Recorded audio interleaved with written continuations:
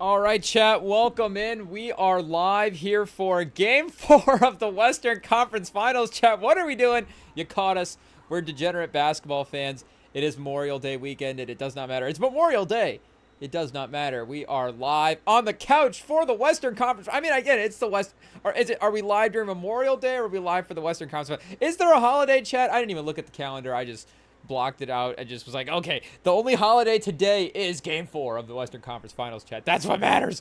That's what matters. So yeah, if you guys are joining us on a live stream of the NBA on a Memorial Day weekend, then you guys are even more degenerates than us. I mean, we definitely appreciate it. We thank you guys for joining us on this Monday night.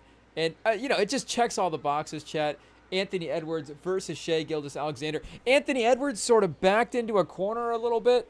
You start getting into the 3-1 deficit stuff, and then that's always going to be just sort of an aggressive comeback, of course. That's always going to be in the back of your mind. Like, that is, like we're saying, backed into a corner, but the idea that you actually make it out of that corner, chat, is, of course, very, very unlikely. But down 2-1 with game 4 at home in Minnesota, there is still an opportunity. So we'll see what happens. I feel like Edwards has, of course, played really, really well. He played really, really well in the last game.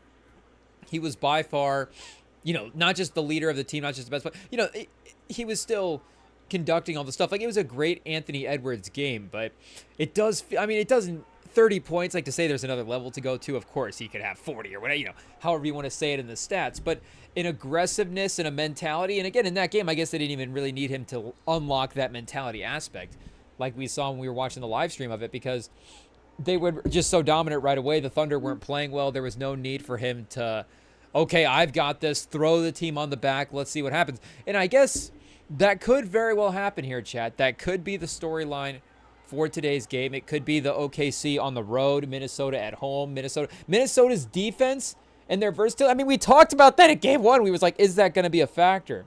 Their switchability to get out here and get physical with the Thunder and all the things that they could potentially do from a two-way standpoint. I mean, as well, the Thunder can do it, but I mean, Minnesota feels like the one team that can tap. The Thunder are obviously a team that just like exists as that, but the Timberwolves can be a team that maybe can tap into it for a second, chat. And to be honest, that is like, if it was a superhero villain sort of storyline, a lot of times, you get your guy sort of in the underdog situation. You just need him to, get like that one opportunity. So this is Minnesota's sort of one opportunity. They had the bad game in OKC, or OKC had the bad game last game. They have the opportunity now to actually outplay them. They will need to get a couple of looks. They just can't have somebody, they can't have J.R. Smith be like Chris Pratt and just smack Thanos in the face right before you get the gauntlet off. It's like, J.R. Smith, the clock's running out. You got to shoot a 3. You got to pass the ball. Oh, no. We're going to lose this game in overtime. But, yeah, anyways, Chad, hopefully you guys are feeling good, some good grilling and stuff out of the way at this point. I don't know. Are we on the Sonos right now for the grilling experience? I guess it depends maybe where you're at in America. The time zones, of course, are going to differentiate everybody's holiday. The international live stream, remember, I guess, it could be all over the world, chat. I guess then where are they celebrating Memorial Day as well, too? But does it just National Barbecue Day as well? Is that kind of the sub holiday of it? I guess any of the summer holidays are going to be grilling holidays, chat. It's just what it is. But Memorial Day as well too, and there is something about sort of because I think Memorial Day is not necessarily an A-tier holiday. Again, I think as for summer holidays, obviously 4th of July claims the A-tier spot. And we were looking, I was like a couple of weeks ago, were we eyeing Memorial Day, chat? Because not really, I guess it is a holiday, but it's not like the restaurant, you get a day off. So it's like, people get a grill or something. Again, it's National Grilling Day. Go outside. But still, people want to wander in. That's what happens when you become one of the best spots in town, chat. People, you can't take a day off, I guess. But, yeah, so it's not like, again, we were like looking forward to Memorial Day, but with some of the holidays, you can, you get the movie check marks, chat. So I was like, okay, we're going to get to watch Independence Day in a week when Memorial Day finally rolls around. Then I was driving around the other day and I was like, wait a second, Memorial Day Independence Day, of course, Chad. I mean, it's Independence Day. We gotta wait till 4th of July to watch Independence Day. So, yeah, we'll see. But am I crazy? Is Top Gun the National Memorial Day movie, chat? Again, we don't really have a movie named Memorial Day. I guess maybe we don't. I don't know. But it's really just Independence Day and Halloween. Because I guess Christmas, you have like the Christmas Story, Christmas Carol, Christmas, I don't know. There's all kinds of just movies with Christmas at the time. There's no movie just called Christmas, though. At least, now, yeah, no New Year's movie. Valentine's Day. Is there a Valentine's Day? There might be a Valentine's Day. I mean, there's definitely a movie about Valentine's Day, but I'm trying to, and I guess there is I'd take the odds that there is a movie titled Valentine's Day. I just wouldn't be able to place which rom-com, who's in that one, chat. Is Cameron Diaz in that? There's a good chance it might be like a Cameron Diaz. It's not, well, Diaz and McConaughey is, lose a guy in 10 days, chat. We're not totally out. Or is Diaz in? Maybe we are totally out of it, chat. Is that not? I guess Cameron Diaz is also in. Oh wait, Oh, here we go, chat. Cameron Brink is in our algorithm before Cameron Diaz. The WNBA chat. It's popping off, but let's see here. A little Cameron. Yeah, Something About Mary. I was gonna say Along Came Polly, but no, Something About Mary. The Holiday. I guess that's just kind of a vague. I guess that's sort of we understand the holiday season is that Thanksgiving, Christmas, Hanukkah, however, whatever's all rolled up in that winter months, chat. That's just the holidays. For summer, you don't call it the holidays. But what movie were we just talking about? Oh, Lose a Guy in 10 Days. Is that Heigl? I don't know, chat. You just odds are it's one of those actors, and then we just start checking off the list. Oh, well, we know it's McConaughey apparently is the actor that we remember from How to Lose a Guy in 10 Days. Who is this? Oh, Kate Hudson, chat. Kate Hudson is How to Lose a Guy in 10 Days. 42% on Rotten Tomatoes. Brian Regan is in How to Lose a Guy in 10 Days. This is not one we go back to a lot, chat, but maybe we should. Gwyneth Paltrow and director Mike Newell. Gwyneth Paltrow originally attached, so it would have been Gwyneth Paltrow and McConaughey. I don't know. Again, we haven't rewatched this, but it's iconic. Like, people do rewatch this, so I think the Kate Hudson performance holds up. But do people rewatch it for McConaughey though?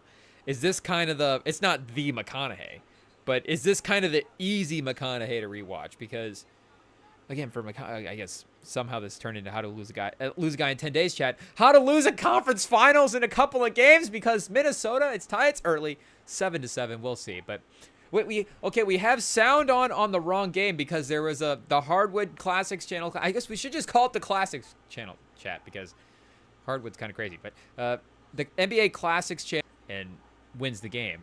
So it was like, okay, is it going to be Stephen A. and Bob Myers or this historic Spurs game? And we went audio on for this historic Spurs game, but I guess we'll switch it back to the real game now that we're just actually going live here. But while they were, again, we had it on mute, but while we were watching the end of that game, like right before we jumped on, they had the countdown timer for the game. When they were in range for the countdown timer, chat. It was like 15 minutes to go to the start of the game, and they had Julius Randle on the set. So, they're court side. Like, I guess it's a short walk. It's easy.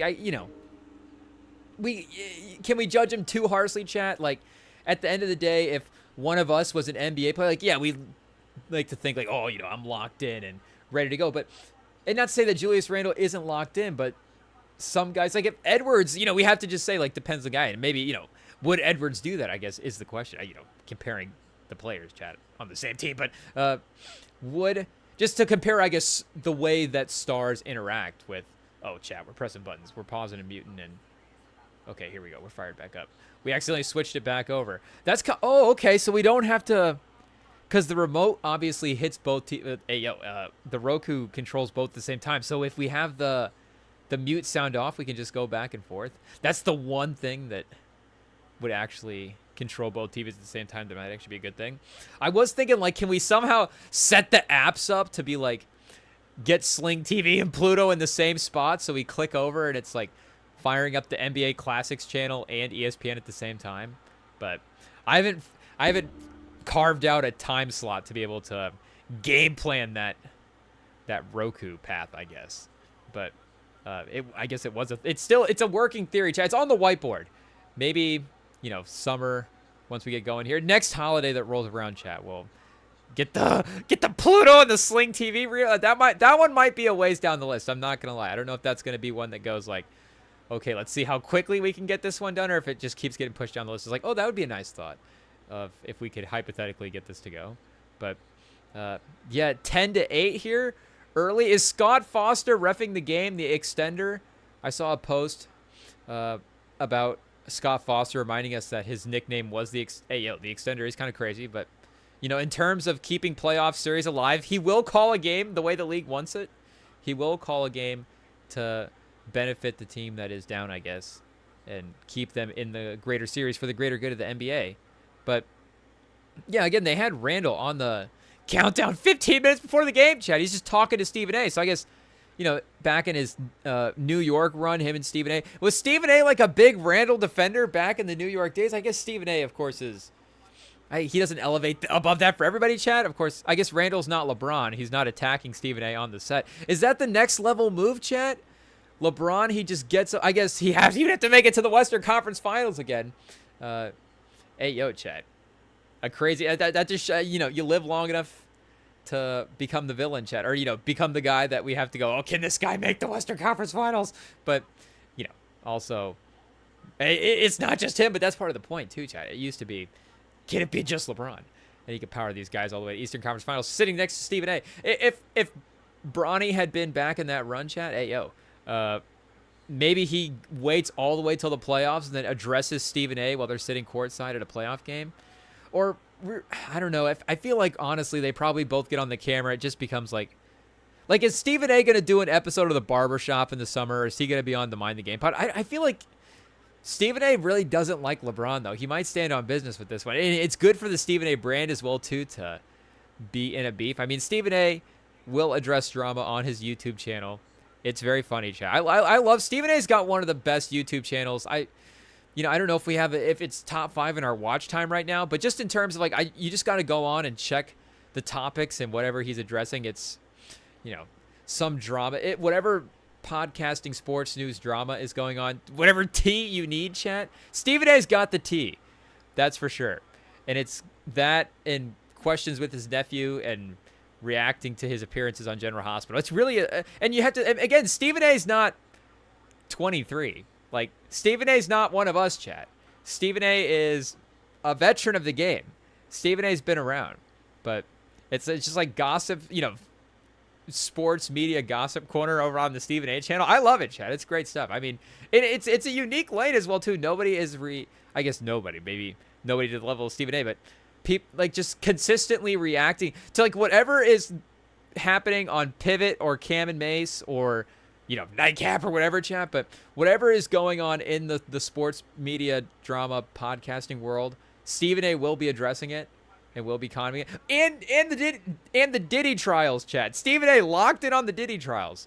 Very, lead coverage on YouTube there for a minute. So I don't know, as the Diddy trials have progressed, I don't know if Stephen A's coverage has decreased. But again, I think it was more for the drama, more so than, oh, I've got to, cover Diddy. But it is probably a little bit of that as well, too, because, he's just such an influential figure. I mean, I was literally just talking about this with somebody because, of course, with 2025 not being necessarily a great year for our guy Kanye West, chat. And, make no mistake, it's not like the I guess the entire 2020s, because when did Donda drop? But the quotes we have to go a timeline on the quotes.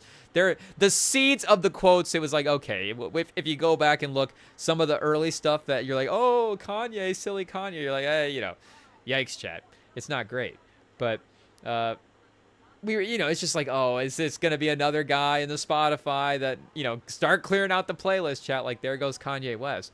But then it was like, Oh, of course, Kanye. Then just all the names that you could think of. Chat when this conversation. I mean, this conversation happens, I guess, every time that this happens with an artist, and I guess, well, as start comparing ways that they've fallen off, chat. But for you used to start talking about clearing out this, whatever. You start talking about all the legendary people. It's like, oh man, chat, what a bummer.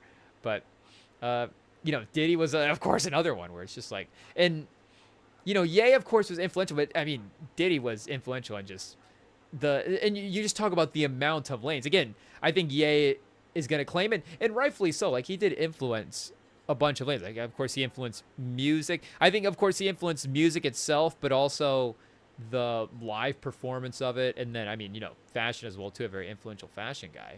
But, so, I mean, I guess, if we're going to say, certain guys as businessmen, like, that is a lane of business. But it did feel like, again, he was building ultra successful brands. So if he just stays a businessman and just, I mean, like with any of these guys and keeps working, like, who knows what he's able to accomplish? Who knows if the Yeezy stuff actually spins off into its own thing, chat. But again, he was always kind of partnering with people. I guess, if you have a label as well, too, you're underneath the bigger corporations at some point. Hey, yo, chat, is that part of the conspiracies of what's happening as well, too. But it's just like, you can just go through all the songs. It's like, again, just every way that these guys were just influential. But what are we talking about, chat? Oh, how are we still on How to Lose a Guy in 10 Days? This is quite a long walk, chat. Matthew McConaughey still kicking it. Matthew McConaughey movies still in the rotation, I think. But yeah, I guess Interstellar is just in terms of like a good, because of course you can go for the quality of performances, but what's his Oscar performance is Dallas Buyers Club. So it's, how often you throwing that movie on, chat. But also like Wolf of Wall Street as well too. He's just got such a short part in it. It's obviously an iconic heat check moment, but it's not really like, he's just a part of the movie, I guess. It's not like it's not a McConaughey vehicle, obviously. Wolf of Wall Street, I guess. In 2025, YouTube culture, obviously that clip and the power of that scene compared, again, scene for scene, it could be the best scene in the movie. So the rewatchability of it, like, you could be rewatching individually McConaughey in that scene as much as any guy in any other scene. But again, if you're watching the whole movie, it's not for McConaughey. You're stopping it right when Leo doesn't even barely get off the ground as a businessman, chat. If you're watching it, just for McConaughey, it's like, I don't even think Margot Robbie's in the movie at that point, chat. But again, at least with How to Lose a Guy in 10 Days, what you get 90 minutes of just, hey, yo, chat. We had 2 hours for How to Lose a Guy in 10 Days. They gave him some runtime, chat. Donald Petrie, he had a little bit of sway, I guess, in the studios. I feel like this movie is usually, 90 minutes tops. But yeah, either way, chat. So Cameron Diaz, what were we talking about? I don't remember why we were talking about Cameron Diaz, but shout out to Cameron Diaz as well, too. Obviously, a pro Cameron Diaz pod chat. You're not going to hear us say a bad thing about Cameron Diaz. I guess. Do we need to go through the movies and double check? Wait, which movie will make us contradict that statement, chat? But I guess I don't know if it's stacking it favorably, but it probably is. But pretty stacked IMDb, chat. You can't be mad. Obviously, the Cameron Diaz. Oh, My Best Friend's Wedding, chat. Iconic stuff. Great. The Green Hornet. Okay, did we find one, chat? What is the Green Hornet?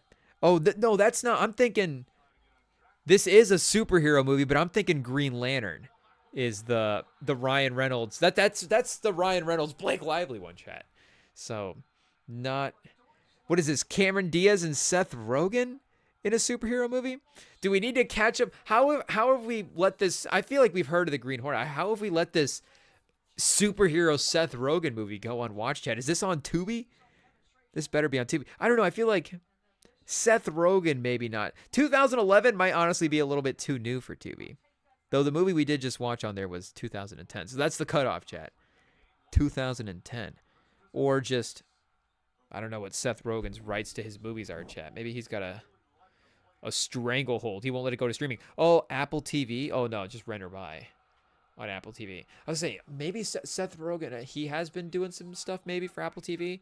I know Seagal had that show with Harrison Ford on Apple TV, but Yeah, what's Seth Rogen been up to, chat? What's the first quarter of this game been up to? Shea, they've got the lead by 5. Uh-oh.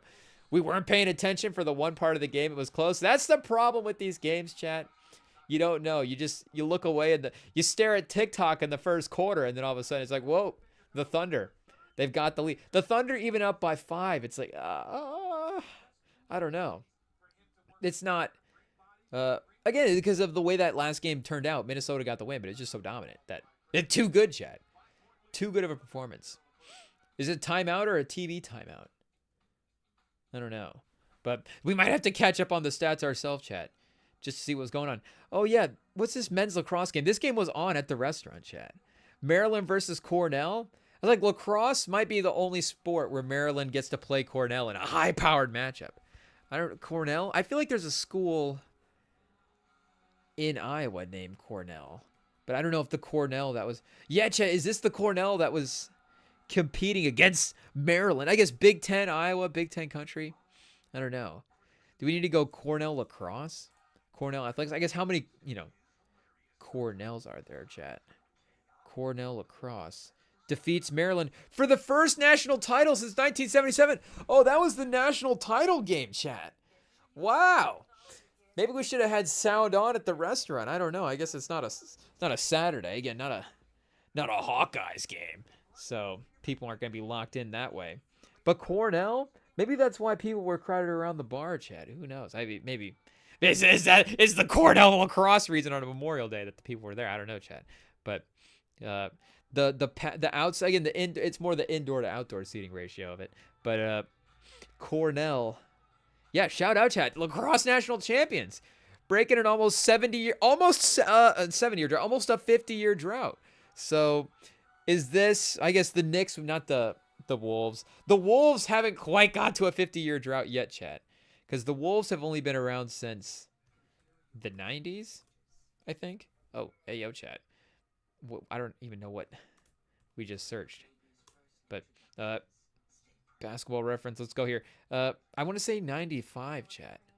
Panthers and Timberwolves franchises. 1990. Okay, so start of the decade, the NBA. Wait, does that mean we have to wait till 2030 for expansion?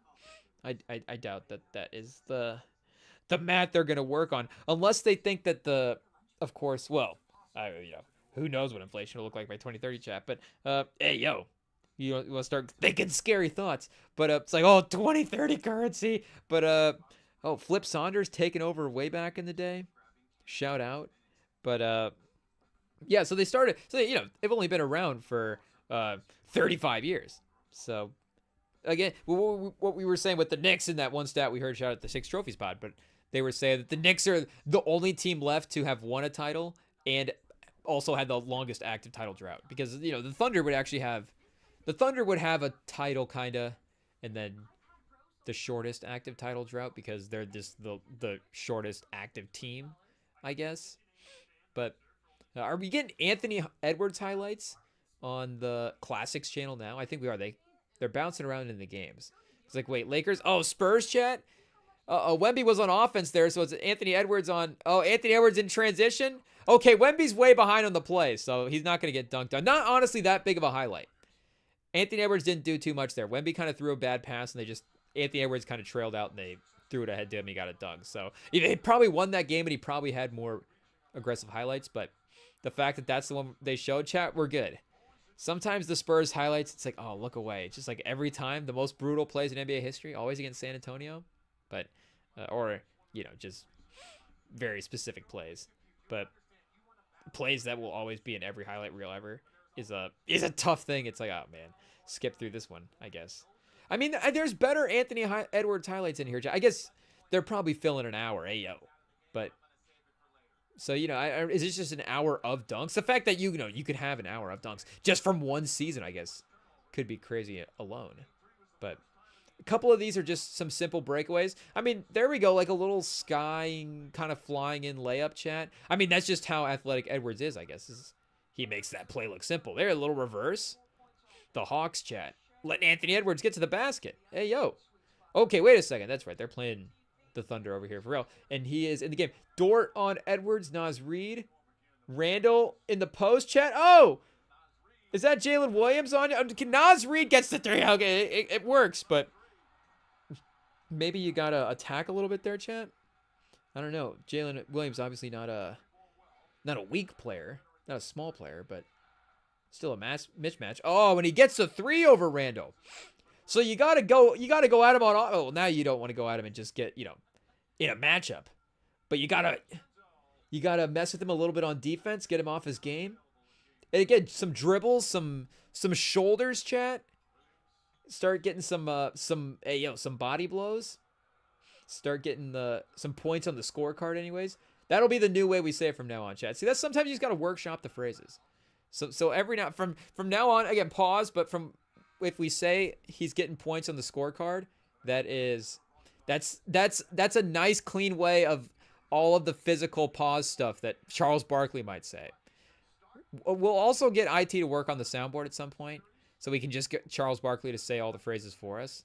But anytime you're talking about rebounding, boxing out, banging in the post, chat. Hey, all of those terms, because you do get the boxing correlation sometimes. So it's just any of those physical. Oh, chat, we're rewinding, or are we? Oh, we're messing with the remote on the phone. I was like, we're not touching the real remote. Okay, hey, but yeah, that'll be just points on the scorecard. Post play, rebounds, defense, points on the scorecard. But Shea, I guess that really could be anything, chat. That's just honestly a guy. Points on a scorecard is really just a guy winning a matchup. So this could be that. It's definitely going to be the phrase of the night. Is what it is. But McDaniels, oh no, Alexander Walker, chat, in the corner. There we go, down 3, going toe to toe. This might be the most they've battled with them, chat. The 3-minute stretch here in the first quarter. I feel like it was like, okay, Minnesota pulled ahead a little bit, and then, Oklahoma City battled back, and then it's like, oh, Oklahoma City got out in front, and then that last game, of course, like we've talked about. But Shea for 3. I mean, the Thunder are getting the best of their offense right now. Shea's cannon a 3 like that, of course, that is that. Oh, Gobert. Cason Wallace. Cason Wallace trying to stop Gobert, chat. Unfortunately, he draws a foul. Gobert's just kind of too flaily, chat. Hey, yo. Too many limps. Also crazy. But Shea right over Gobert, chat, on the 3. I guess Gobert is going to give him that space. He's not going to want to get attacked. Get up on Shea. You got the, he's going to drive right by you, but you got that recovery block shot ability, I think. What do we think Gobert is? Wembanyama? Shea drawing the foul. And that was honestly a good stretch without a foul there as well, too. Sometimes it's fouls. One of those things you don't notice until you got one. Then you're like, oh, the play has stopped. I mean, penalties, of course, are like that in the NFL as well, too. We're like, oh, wait a second. We've gone like 4 possessions. We went that whole quarter without a penalty? I didn't even realize it. But that is, and maybe that's why the refs can get the complex, chat, because, again, there is an unnoticed thing that can go with the performance. But and not to say that, oh, we don't want to ever notice the refs, because you do notice a good ref, chat. A good ref is important. And it's like, okay, who's the best ref in the game? And well, it is what it is. Maybe we don't have the names in the list handy, but it doesn't matter. A good ref is obviously, but you still need good refs regardless if you know the list or not.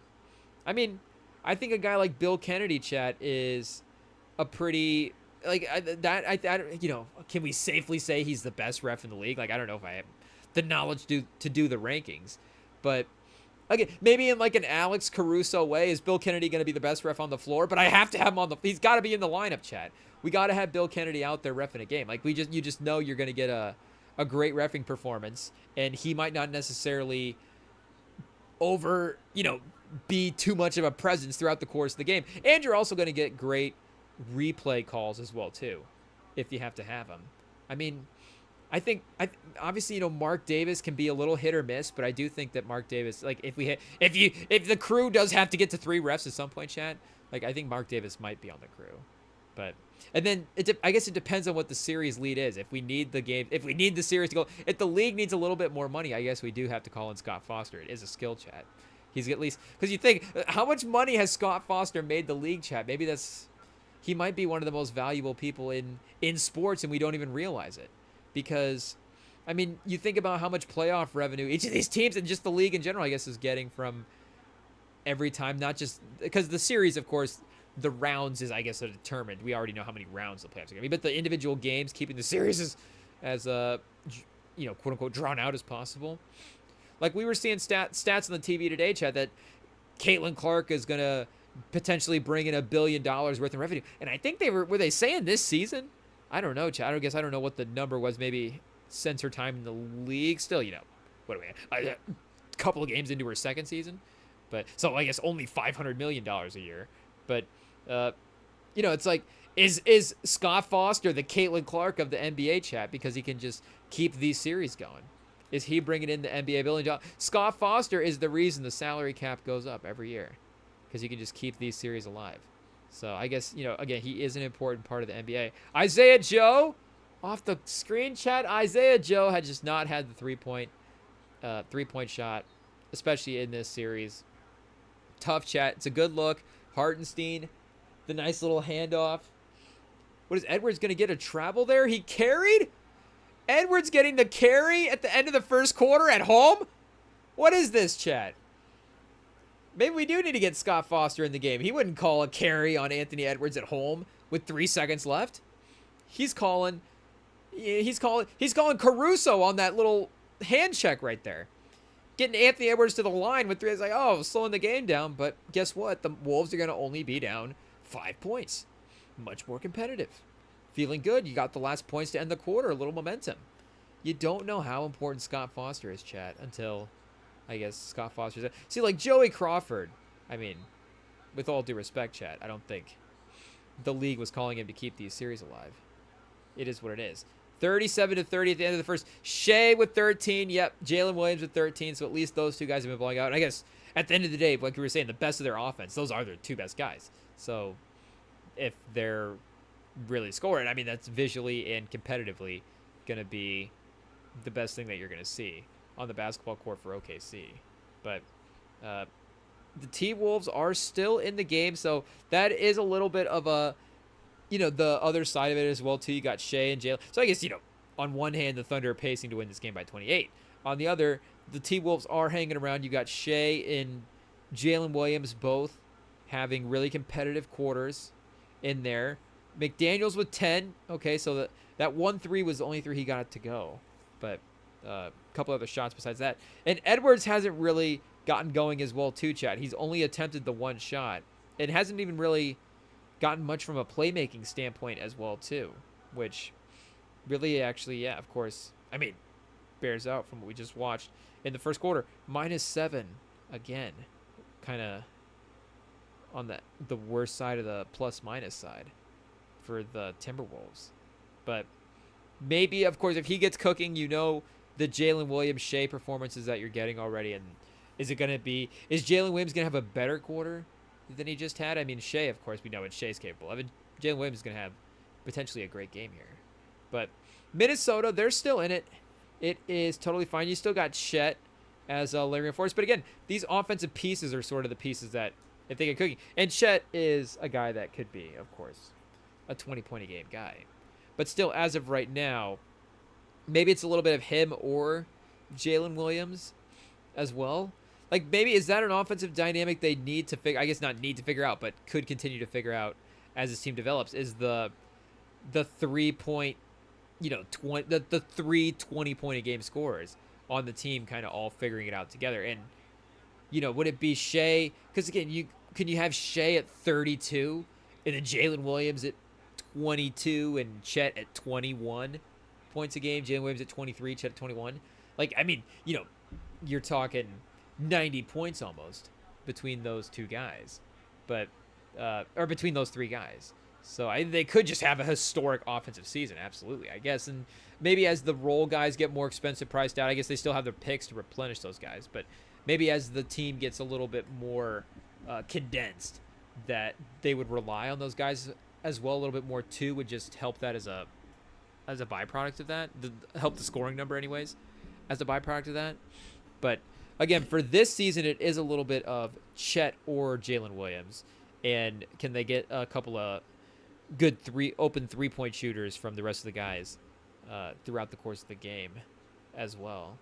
But let's go, chat. We're going on the ESPN, and we're still watching Phoenician Scheme commercials and Taco Bell ads. I mean, what is this, chat? The Phoenician Scheme, I mean, it looks good, but I feel like I've seen a lot of trailers for this at this point. There is a shelf life for the amount of trailers that you can see.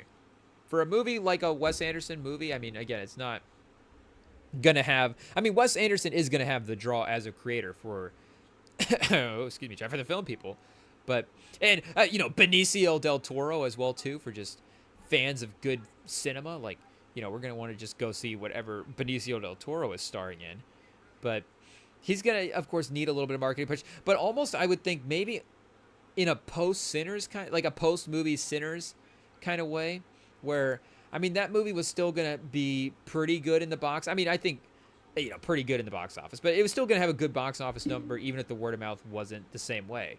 But it had the next couple of weeks as well too that continue to add the number. It's like, oh yeah, this movie's got legs. It's a real hit movie.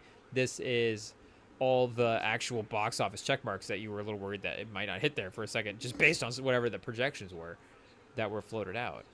But it would have to be like, because, and even with a movie like at this point, we would have the reviews. I guess like the critics have probably seen the Phoenician Scheme.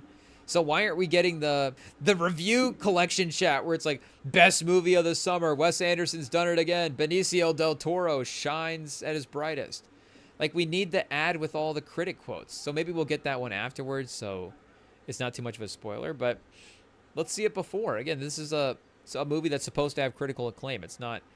If we see that movie, I guess Sinners with Coogler obviously gets to kind of play in both worlds of one of the few guys that gets to play in both worlds of like mainstream and sort of critical acclaim. I mean, it's not just that he gets to. He's accomplished that by making movies that are critically acclaimed that are also really successful. But again, I guess in his standing now, like, he is a guy that you expect a decent audience, of course, a great audience for his movie, and you expect it to maybe even be a movie of the year contender as well too. Of course, Nolan is in this sort of range. I mean, we're getting a Spike Lee movie this year, chat. Spike Lee is kind of in that territory as well too. But Wes Anderson, that's a movie that's supposed to be like a critical movie. So I want to see the quotes, chat. I want to see the reviews and the critical acclaim. Like, if F1, if it's like the Enquire's like F1 movie of the summer, I'm like, okay, yeah, I mean, it's going to be a lot of fun. I'm probably having a great time. I don't know if I'm going to necessarily buy in on like, why are you giving me the critical review for F1? Like, then I actually get a little bit suspicious, because that's a movie that, again, I need to see it before they start telling me F1's Oscar bait. It doesn't need to be Oscar bait. I mean, it's got, am I going to say his name right, Chad? Is it Damson Idris? I think is his name. It's not Damien or something. I think it's just Damson Idris, and Brad Pitt, of course, as well too. Javier Bardem. So I mean, it's got the who's the Top Gun director that's directing it. So it's got the pieces to get that critical acclaim. But it's also like, yeah, this is also could just be an F1 movie that's really fun with Brad Pitt and a rising star and a great supporting guy like Javier Bardem, and a guy that could be really good at kind of laying out the pace and the filming and the look of this movie with his experience in the Top Gun world as well too. So what do we got? The ESPN score, of course, a little off, but 41-35 on the Sling TV. Make it 41-37. Is that Shannon, chat? Taking it to the basket in a little semi-transition sort of play. We were talking about him in the last game. He goes in and gets aggressive right away. Starts, and right there as well too, taking shots. I guess you don't have Edwards in the game right now. So you've got, Chet with a good shot. You've got Randall, Nickeil Alexander-Walker, Naz Reid, and Mike Conley. So you can definitely get Randall in a playmaking role. I mean, Conley's basically just a playmaking role at this point. Nickeil Alexander-Walker, of course, is a sort of an all-trades sort of player, can do a little bit of everything. Naz Reid, I think, can get into that perimeter shooting. So there is, I think, with this lineup, actually opportunity for Shannon to be an attacking downhill scorer. Again, you've got Nickeil Alexander-Walker as a safety blanket. Can he be a perimeter shooter? Can he be a ball handler? Can he be a creator, attacker, if you need him to try to do a little bit of all the offensive stuff? But let's see here, chat. I'm here for it. The Terrence Shannon arrival game in the Western Conference Finals. I mean, we're at a stage, chat. We're in a moment, any moment for these younger players in the playoffs is going to be a real highlight.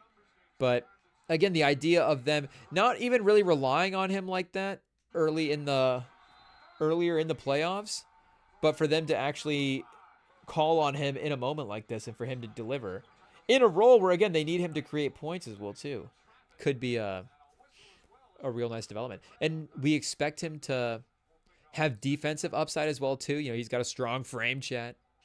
Good athlete. I think I don't remember were the testing numbers, was that one of the ones where it was his 40 times slow, chat, his 3/4 court, or like his 3-cone drill or whatever, I don't know.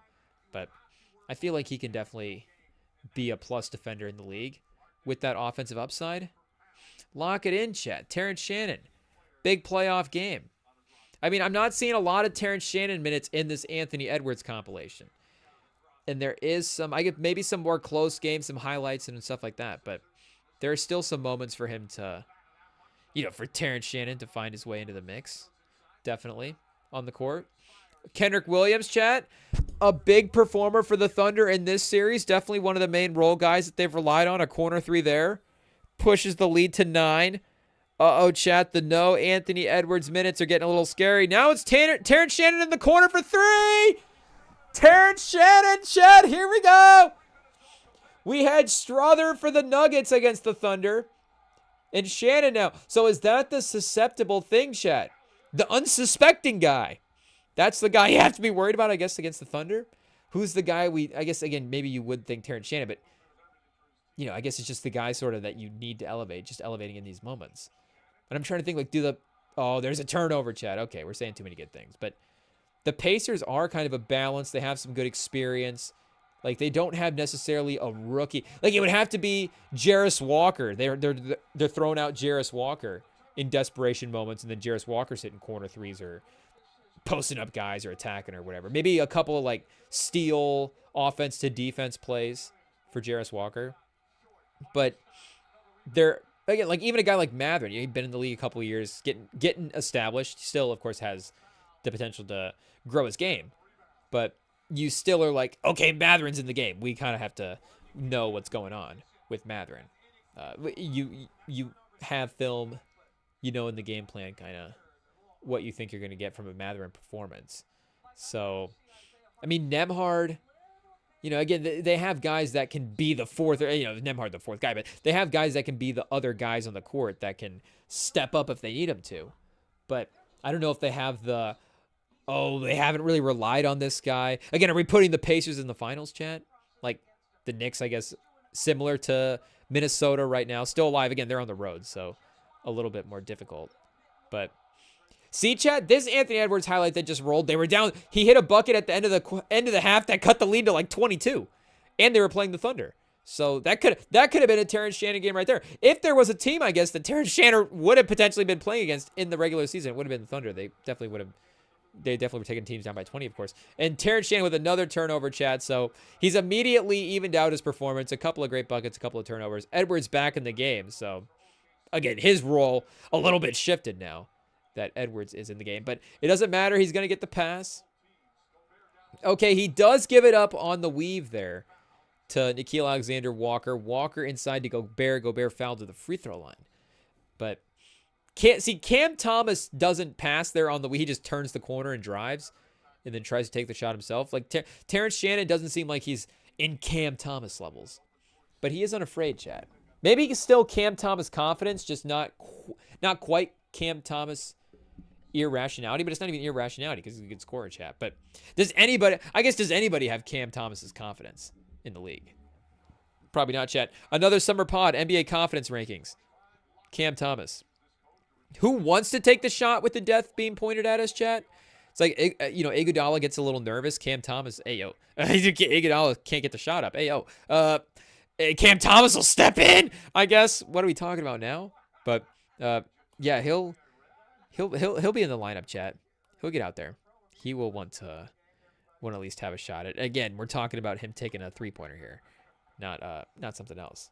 But Case and Wallace, Kendrick Williams, Hardenstein. Okay, yeah, we're back, chat. Dort. Minnesota been running a little zone here. So, oh, Terrence Shannon out of the game. Oh, Chad, it was a good run. Oh, Carson Wallace gets a 3 right away, though. So get Terrence Shannon back in, Chad. Immediately giving up some points. OKC back up 9. DiVincenzo, Nickeil Alexander-Walker, Edwards, and McDaniels. Definitely a little bit of a smaller lineup, of course. You know, only of the one big. Sometimes they can be 2 of the 3, of course. But, or at least, yeah, between Randall and Reed and Gobert. But just Gobert right now. The 4 sort of perimeter-ish guys go. You know, McDaniels, of course, is a substitute 4. But McDaniels was the one at the top of the key that sort of, or no, Nickeil Alexander-Walker. Chat, I don't know why we're having such a struggle with Nickeil Alexander-Walker and McDaniels. It's the headband. For some reason, I think McDaniels is the only player with the headband. And because Nickeil Alexander-Walker, I don't know if he's had a headband the whole time, but he's definitely had one for, I think, for this season. And definitely with the Wolves, I want to say, has been a pretty headband-heavy era for Nickeil Alexander-Walker. But for some reason, I have it in my mind that McDaniels is the only, for some reason, the only guy, I guess, with a headband on this team. And it might not even be just those 2 guys. I'm trying to think. Did Terrence Shannon have like a headband situation going on? He might have had a darker headband, sort of disguised in the braids there. But, you know, the standout color headbands for McDaniels and Nickeil Alexander-Walker. It's throwing us off, Chad. It's throwing us off. Plus, you know, kind of, McDaniels a little bit taller, but on the smaller team, you know, a little slimmer builds can kind of have some overlapping visuals a little bit, I think. Some similarities anyways. Ayo. But, yeah, we'll get locked in now, chat. Now that we're aware, I think, hopefully. And now that we're aware, I guess we'll see what happens. The correction or the continued mistakes. This would be the test. It's like, does he learn the mistake on defense the next time, or will he just make the same rotation mistake again? Is he going to have to get subbed out? Is he going to not know the play on offense again, chat? I don't know. I feel like the teams that we were on, fortunately for us, the other guys were also not great bets to know the plays, but I'm not saying that we were, you know, playbook whiz ourselves. Ayo. Not necessarily Rain Man of the playbook, chat. That's for sure. Definitely much, you know, we were just wrong era, chat, is really what it was. We should have been playing now when it's the freelance sort of, the pick and roll, 2-man game, everybody can, and are they even running pick and rolls, you know, high school, junior high level, chat? I don't know. But do we need to get back in the ball is life hoops hype, sort of, or not hoops hype, I guess. Hoops hype's the website, but what's the, there's another one as well, too, that I'm thinking of that, but of course, you know, Balls Life is the iconic brand. But we'll need to get back in the mix, chat, and get the highlights pulled back up. I guess because, well, Dembasta, is he still going to be, he's going to be having highlights right now. Because, well, maybe not, because he'll be setting himself up, I guess maybe for summer stuff, but he'll be setting himself up for going to college this next year. Because I'm behind Chad, because, yeah, Cooper Flagg, he just played in college. So he's going into the NBA right now. So the next generation of high school, they'd be going into college. They're not, that high school group behind Cooper Flagg, they would have been, they're the college group now, I guess. So I don't know who's the next #1 overall prospect, Chad. We're slipping. I feel like we would have known, chat, back in the day. We would have had the next couple of years locked in. But right now, I guess, not the case. We could pull up the 24/7 Sports, I guess. Yeah, a combined 4 points for Randall and Edwards, chat. I mean, we did expect an Edwards game. So, again, there is that chance that he has to, you know, foot up on the gas at some point, chat. Somebody's got to do it here, Randall or Edwards. But I thought maybe from the start as well, too. You know, I guess we have to go through the Anthony Edwards sort of pace the first quarter, see what's happening. But at some point, of course, there's just got to be an aggressive takeover as well, too, because he only had, what, 1 shot in that quarter? So, of course, right? Yeah, he still only got 1 shot. So these free throws are going to add to his point total for the first time since then. But still, it's the same. And the free throws as well, too low. I mean, it's not even just the 1 field goal. Again, it shows the lack of attacking that's happened right now. That's his first attempt to get to the line as well. I guess the Thunder are on the screen right there. Here, let me scroll down real quick, chat, and see. Okay, 2 for 3 from the free throw line. So he missed his other free throw attempt, chat. Was that an and one that he went for earlier? But yeah, get to the basket, get some fouls, take advantage of home court or something. I don't know, chat. But we just need to see a little bit more, at least attempt, out of Anthony Edwards in this one. And like, you know, again, great numbers in the last game. But the overall aggression in the same way. We just need to see the elevation in this series, chat. We need to see that last step. I guess that last step, of course, is winning the finals. But there's a couple of steps to go here, Edwards. You have a chance to climb one. I mean, Shea as well, too, has a chance to climb one. But I guess that's the fascination of Edwards, chat, is we're kind of focused on him individually as the star ascending. But, of course, OKC as the team, can they get to this level as well, too? And, I mean, Shea is every bit a star of these guys. They're just, of course, I guess he just hasn't been in starting five yet. But is he next year, chat? We saw a post that had the starting five for next year. And I want to say it was Shea, Halliburton, Durant, Jaylen Brown, and who was the fifth, chat? Anthony Edwards returning? I don't remember. But I want to say that those four for sure were the guys. Oh, Kendrick Williams throws it right to Jaden McDaniels, chat. We got it right that time. Not Nickeil Alexander-Walker. McDaniels gets it back and gets it in. Plus, single-digit numbers as well, too. I feel like the Minnesota font. We're just making excuses, chat. We're blaming the font. Minnesota's font. It's off. Obviously, that's the reason we're getting these guys mixed up. They just need to change the fonts in the jerseys. Oh, and Nickeil Alexander-Walker. See, we're getting at this. We're trying now, chat. Nickeil Alexander-Walker gets away with maybe a foul on a Shea three-point attempt. I mean, Shea fell down, so you just don't know if he's going to get the call. Shea just, I mean, maybe that's the status that he thought he was going to get right there. It's like, if I just fall down here on this three-point attempt, I will get free throws. I need this. I don't know if he needs a break, but, you know, just get a couple of easy shots here. Down 5. Minnesota's been in this 5 range for a little bit here in this quarter. Can they get in the couple of more points here, chat, to end the half? Obviously, they could take the lead. But can they get over this step here in this point of the game? McDaniels settles for a bad 3 there. Tough look, chat. Just right off the jab step over Chet. Shea to the basket. Shea doesn't get it to go. He gets the offensive rebound. Fouled. Did they get the free throws or did they get the out of bounds? Shea's going to get the free throws. They had to stop. Shea gets the foul finally on the 3rd attempt. I mean, where's the discipline? You got to know anybody at this point. But Shea, you can't be swiping that aggressively. I mean, I get that spot is a little bit of a different spot than a drive. He missed the free throw. I guess we're cheering for balance, too, so that's going to help our Edwards case in the moment. I don't know. Did we get a replay on that? Was that cleaner than we thought, chap? I thought with the way he swiped down, I would have called it. Shea? I was like, oh, yeah, well, he definitely fouled him there. And only 3 for 4, I guess, now after that shot. The graphic was 2 for 3. But only his second trip to the line as well. So just in general here, I guess, what's the free throws overall for the team? DiVincenzo for 3. Oh, chat, 2 back-to-back rush 3s from that same spot there. 5 for 8 for Minnesota. 4 for 7 for Oklahoma City. So, yeah, much more toned down on the foul front. I mean, we've got Shea, I was going to say, settling for some 3s, chat, but he's making them tonight. That's his second one, but of the quarter anyways here.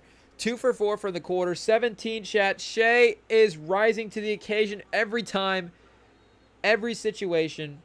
He won the MVP this year. I mean, he is the best player in the league, and maybe, I guess, is he ready to take that title? But, for this season, I guess he is sort of the player of the year in a way, and proving it in the playoffs. And there was those stats as well, too, that I was seeing about guys winning the MVP and the finals MVP. And I mean, I don't know if that stat was listed by the overall success, by the end results of the playoffs in the season. But if we were looking at the regular season success of some of those teams, I mean, I'm guessing MJ, of course, in the 73-win season, got both the finals MVP and the the league MVP, unless that was like a Barkley season. But again, you're winning 73 games. I don't think that was the season that Barkley won the MVP. But was that the 92, 93 season? I don't know. Here, what was I gonna look up? Oh, records for best wins. Is that just in the leaders? Because the leaders is a lot of the player stats. So I don't know if I have the team stats on here. Let me see. Regular season, playoffs. Maybe there's a team. Oh, combined regular season play. Team? Finals? Oh, they have a whole page for the finals? Hey, yo, chat. Records, individual. Team records. Here we go. Wins. So, again, not all of these teams are going to have won the finals. Highest winning percentage, lowest winning percentage. It's only going to give us the top 5? Top 4? Warriors, Bulls, Lakers, and Bulls. Okay, chat. I guess we'll go to the stat head here and see what we got real quick. We'll go, I guess, 60 win teams, right? Because once we start getting it, again, we got it would still count for maybe finals and the MVP combo. But again, just the overall team success, I guess the point I was going to make is Shea might be as set up to accomplish that combination as AO chat. Whoa, as any guy in NBA history. What are we talking about? But again, with the team success, the path to the finals, he is, of course, the MVP and a guy that is proving that maybe he can power his. I say maybe, again, just in the fact that it still is in the mix. It still is pending. It hasn't happened yet, but he is still a guy that is proving that he can take the team to that level. But again, the overall team as well too is making it a nice route that they're taking here. I guess. Oh, we're even still in the players here, chat. Yeah. Okay. So team, we're rambling. Team season finder. Let's lock in. Minnesota down 9, chat. Yeah, I guess you don't want to judge it too much on the first half, but they just haven't quite been able to get in the tie range. Edwards finally gets a field goal attempt. It's a falling away long 2. Caruso on defense right in his space at the end of the shot clock. Basically what we're saying is it's not a good shot for his second look of the game. This is turning into a tough Edwards series, chat. It's not the rewrite the Edwards series playbook. They're all still so early in their careers, and I feel like we are maybe getting a little bit better with this stuff where it's like, okay, we get that. I guess it maybe in terms of talking about the bigger picture where it's like, okay, maybe we can focus on what has happened versus like, are we going to hear the conversations of can Edwards never, maybe we will, chat. Maybe I'm just that ignorant. Like, I'll turn on First Take tomorrow. It'll be the first thing that pops up.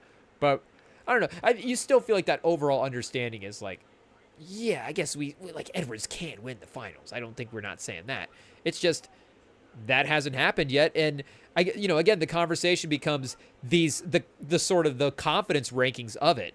And these guys that we thought Edwards was on pace to leap over all these guys, a guy like Shea, it's like, hey, it's his turn this year. And again, there's a team success thing as well too, but he is proving his performances. I mean, tonight, it doesn't matter the rest of the team, Jalen Williams and all that stuff. Like, individually, Shea is having an awesome game, and Anthony Edwards is not.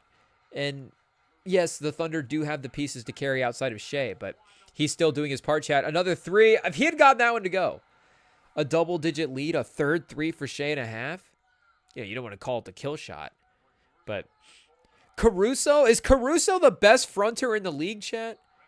I mean, Edwards denying him on the post up there. I mean, of course, we saw obviously I'm saying that based on what he did against Jokic in the playoffs in the last series. But still, against Anthony Edwards as well, too, right there, chat. Anthony Edwards can't get any space.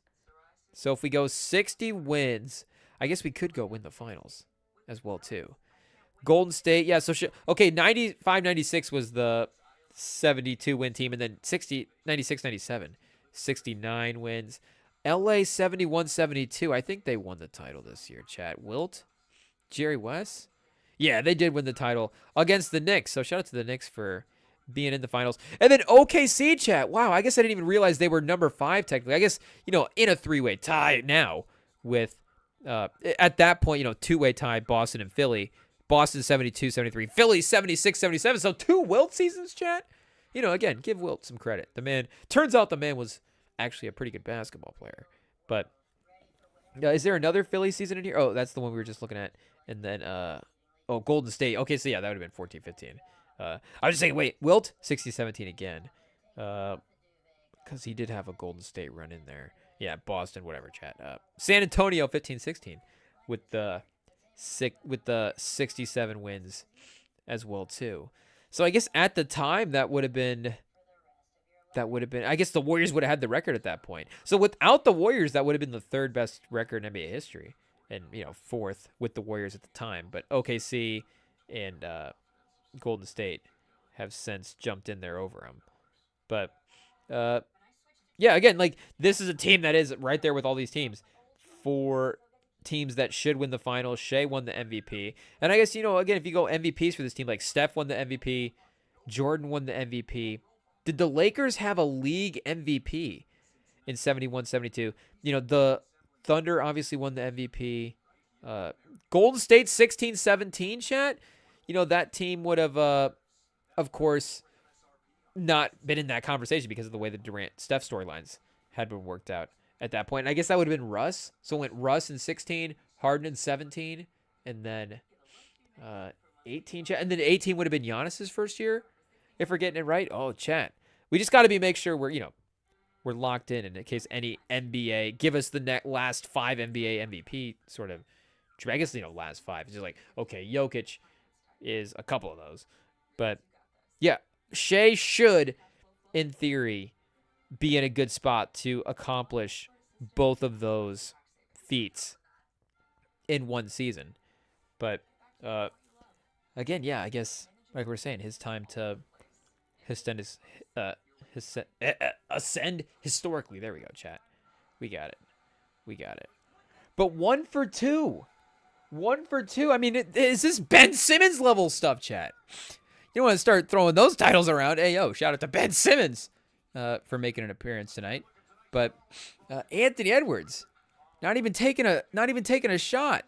I mean, at the end of the day, it's going to be the incredible Thunder defense, of course, but there's gotta be something out there that you can create. Your Edwards, I mean, is that the last step of superstardom, creating something out of nothing? So I guess maybe for Shea, if we are doing sort of the comparisons, that maybe that is the piece that we aren't quite seeing with the team around him, is it doesn't feel like he's necessarily creating something out of nothing, Like there are times when, of course, like we're saying, the three-point shooting is not there around him. They need to focus their scoring on his one-on-one ability in a different way. But because of their defense and because of the upside of all the talent around him, there doesn't seem to be that game-to-game, that stretch of Shea is just, again, creating something out of plays that shouldn't be there, dragging the same. Again, and how many guys do that? Like 3 or 4 guys, NBA history, whatever. Like even Magic himself, of course, as great as those teams were and as great as he is in legacy stuff, it's him and Kareem and James Worthy and Jamal Wilkes. And, is that the lineup for all those guys? Byron Scott, chat. Like, they had guys on the lineup back in the day. Of course, it was those teams were stacked team. Bob McAdoo. At some point, the Celtics Larry Bird is in the same conversation as well, too, because all those legends played together. I guess Jordan, of course, gets a little bit into it because Pippen is a great player. Pippen's a top 75, top 50 guy of all time. But, again, Pippen is not the same type of number 2 as Kareem. Or, again, Pippen and Kevin McHale. I don't know if they're too far. Maybe Kevin McHale was a little bit better of a just bucket getter than Pippen. If McHale is like a solo guy, McHale would have been a fun, he had his own team guy, chat. Because, again, he could put up points. Like, McHale did have one scoring season where I think he did get to maybe 24, 25 a game. Again, it's not like the one season where McHale got hot. It's just sort of, he was kind of, I guess, maybe allowed to take that many shots. Let's see here, chat. 26 a game. Yeah, he was only taking even 17 shots a game that year. He was just an efficient scorer. 18 a game for his whole career. But, again, on only 12 shots a game. Basically 55% from the field the entire time. And the peak of his powers as well, too. I mean, he's 18 to 20 points a game here. 21 points a game, 57% from the field, basically. Even 31% from 3, chat. A little outside range for McHale wouldn't have been surprising if you put him in the modern NBA, for sure. McHale is a sleeper modern NBA guy. Absolutely, chat. I mean, there might be even a little playmaking in there as well, too. But yeah, 26 a game and 86, 87. Like McHale on his own team from ages 26 to 32, like he would have been 25 a game every year. But Pippen as well too could have been 25 a game. I mean, McHale might even have gotten into the 30-point range as well too. I think could have been a possibility. Could Pippen have been a 30-point a game scorer every night? I don't know, Chad. It's a big ass. But again, he's got maybe a two-way thing. I guess Kale was a good defender, Chad. Defensive player of the year. First team all defensive stuff. So he does have a two-way thing as well. Different types of defenders, obviously. Different types of offensive players. But, yeah, I mean, with Edwards, that's the part that is, a little bit intriguing. Like, at the end of the day, you're going to need the team to have a certain elevation around you. To, even Jokic. But, Jokic that's a good finals. I mean, Giannis as well, too. Where, some of the LeBron finals for the Cavs, like, they obviously have stars next to them that are, playing. I mean, Kyrie is playing as a high of a level as any supporting cast member has ever played in NBA history in the finals. But again, with those, there's still a solo effort between the two guys ish, and it's still a bit of LeBron kind of creating something out of nothing with the rest of the stuff going on as well too. With and those teams were good teams as well too in the regular season. Like the role guys were playing well in those stretches, but not necessarily like iconic deep teams. That you would go back and look at those rosters. Like, with as great as the Spurs were, Chad, and Tim Duncan. I mean, Tim Duncan maybe in some of those 2000s finals, but, maybe in like the 99 as well too. But I don't know if he quite gets in that same type of, Shaq and Kobe as well too. I think Hakeem gets a little bit into that. I mean, and then it's just like who are the best guys, those best sort of finals runs that people have had. Dirk as well too. But that is what is, I think, so intriguing about a guy like, and again, are we criticizing Shea or penalizing Shea? Not even penalizing, but are we opening up this conversation about Shea because of the fact that the Thunder is so talented? Like, we can't hold it against him, Chad. Brady obviously had the benefit of the Patriots system and the Patriots defense for the first couple of Super Bowls, and then became the greatest quarterback of all time. Like, Shea can become a great guard and still be a part of a great organization and a great team. But again, just the young talent in the title of in the league of who can win titles. Edwards, that was sort of a part of, could he get to that level of how is he going to throw this team on the back? And, Cade, like we were saying, Cade can have a little bit of, he's going to elevate that roster maybe a little extra than they should be. Paolo as well, too. I think Paolo can get that mix. And, I mean, Halliburton has been there a little bit as well, too. I mean, the Pacers have definitely, as a team, the defense has been gritty. The three-point shooting has been there. Siakam has had, an iconic playoff game that resulted in a win. That was great stuff for him. But still, Halliburton has the playmaking and the three-point shooting and the clutchness at the end of these games. Like, he has really been, I mean, Brunson as well, too, chap. Both of those Eastern Conference guys. A little bit. So again, the Thunder are also in the conversation. They're the team favorite to win the title because Shea doesn't have to do as much as those guys. He can be as great as those guys, and then their team is also as great as well too. Yeah, duh. That's why they're favorite to win the title right now. But again, just talking about the individual talent on the court, that is sort of the piece that Edwards could have had as well too, and I guess could still have in the second half. Chat, they're still not fully, single digits is still they're still right there. So they're still not have fully been put away by the Thunder at this point yet, but at home as well too, in a game where there should be a level of desperation. I mean, there doesn't even seem to be that desperation, Chad. They're playing well. This is a close game. That's probably the 27-28. I don't know if we go back and look, that might be the best second quarter that we've had in this series so far. But regardless, chat, there needs to be more fight. There needs to be more aggressiveness in the second half. And the Thunder as well, too, themselves, I mean, I think their defense obviously could go up a level from where it was at in that first half. Shea is pretty brilliant offensively here. So some of the other three-point shooting hasn't necessarily been great, but the little up and under, chat, he's had a couple of little buckets there around the basket that he didn't get to go. But other than that, pretty incredible, chat. For the half, 21, 7 of 15, carrying Jalen Williams, 15. Didn't do much in the second quarter there, chat. Only 3 points. He had 13 points at the end of the first. Chet with a little bit more work, though. So, yeah, a little bit either or, but I guess over the course of the game, that's the balance that we were talking about, right, chat? So Chet with 10, Jalen was at 15, both pacing to get to 20, and Shea with 21, chat. And yeah, I mean, the rest of the lineup, obviously, it's not amazing stats, but you see efficiency throughout. Case and Walls with 5 shots tonight. Mark Dagnall must have really been on his case, chat, about taking shots. Case and Walls going to have to miss a couple so he can go back to playing his old style of not having to worry about offense. But McDaniels with 12 leads the squad so far, and then Nickeil Alexander-Walker with so the headband crew, chat, of the Timberwolves leads the squad at half, and I guess that's why they are down 8 points, 57 to 65. So halftime, we'll see if it gets interesting, chat. But second half, we've got an album, chat. We've got an album. I almost forgot because, like we said, it's National Game 4 of the Western Conference Finals Day, but it's also National 10th anniversary of A$AP Rocky dropping an iconic album day. So hey, you know what, chat? This game is borderline. Thunder will probably pull away here in the third quarter, so it might as well be a perfect time to throw on A$AP Rocky. So, chat, we'll get that queued up right on the other side of the break.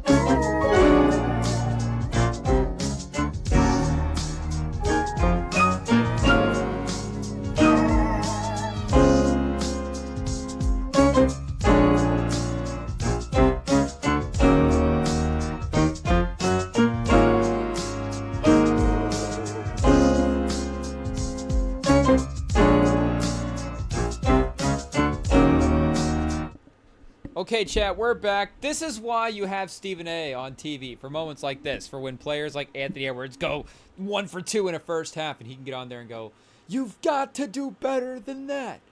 That is when Stephen A. is at his peak. Obviously, he's not at like full Kwame Brown is a scrub level, analysis at this point, but he will still obviously get on a case, make a couple exclamations, and he is still the best in the business for it, chat. But I lied. We're going to wait a second on the A$AP Rocky album because we have, been throwing on some of this stuff in the second half, chat. We got a little distracted. So the Thunder, I'm pretty confident that the Thunder are going to have a good third quarter here and that we might be set up for a good fourth quarter listen. But we'll just have to see, chat. I guess if we have a good game, we have a good game, and we'll just want to be locked in and pay attention. But we just saw on the ticker as well, too, chat. Caitlin Clark out for a couple of weeks. So what the WNBA, they're down to $800 million, I guess, not the $1 billion that they thought they were going to get from Caitlin Clark this year. So I don't know, scheduling, chat. What do they have to rebook some of those? Like, okay, we actually can't play the arena now. How does what happens? 2 weeks, chat. Like, that might be the most catastrophic injury in sports. Caitlin Clark. Like, again, you think, and again, we're not like WNBA hot takes here. It's just kind of what it is at this point. Like, there are venues that have been increased in size because Caitlin Clark is going to be present at the game, playing in the game. So, what does that mean for? And I think it'll be fine. Chat. The tickets are, you got the tickets that are what they are. I think the fandom of it at this point, like, people I think will be loving to go see a game of the and again, it's a Fever are a good team this year, chat, without Caitlin Clark as well too. Like, are they a title team? Like, who knows? But with Aaliyah Boston and stuff as well too. Like, it's still a team of really good players. A little Celticsy without Tatum, chat. Aaliyah Boston kind of in the Jaylen Brown role. Who knows? But speaking of Aaliyah Boston, chat, maybe an opportunity for her to, this would definitely be a storyline in the NBA if Caitlin Clark went down. Would be the number 2 option. Would they have a chance to get a little bit of run themselves in a new way? And again, Aaliyah Boston, of course, was the number 1 pick before Caitlin Clark the season before. So she did have that rookie season, the team to herself, chat. But in the focal point it'll still be a different thing without Caitlin Clark. It's not like, she's getting more run with Caitlin. Like, it's still a different dynamic when Caitlin Clark comes back a little bit. Like, you assume that, again, Boston will be a little bit more of a focal point. Maybe some of the geometry will shift a little bit. But great start to the season for the first 4 games, chat. 18.5 points a game, 10, almost 11 rebounds as well, too. 2 blocks. So an 18, 11, and 2, and then 60% from the field.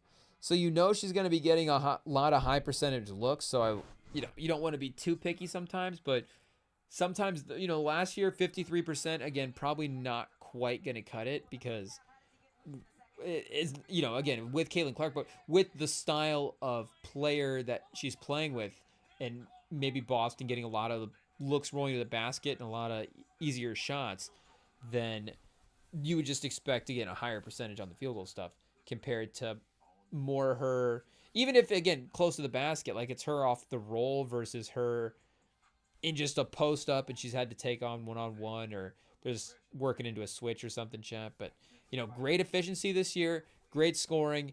The rebounding and defense has been there. So, I mean, checking on the box for a great center. And that's a perfect 1-2 matchup of all the right pieces that are able to click, again, because of the guard big dynamic. But 30 per 36 minutes this year, 21.7 points a game, 12.5 rebounds, and 2.5 blocks per game, chat. Again, in the per 36. Shout out Kevin McHale. I guess we lost the Aaliyah Boston page. We'll go back. And did she win Rookie of the Year? The year that she did win Rookie of the Year, chat. All rookie. And an All-Star that year as well, too. 11th in MVP voting as well. Wow, chat. So that rookie year was a much more acclaimed rookie year than we thought. And an All-Star last year as well, too. So 2 All-Stars in a row for Aaliyah Boston. And I mean, with this pace, chat, she might be, and if Indiana's a really good team, who knows if we're looking at the first potential all-WNBA season for Aaliyah Boston. I mean, they are 2-2, chat.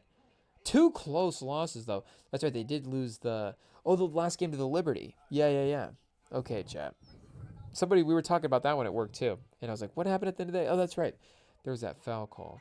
But the 1-point loss to the Dream as well, too, chat.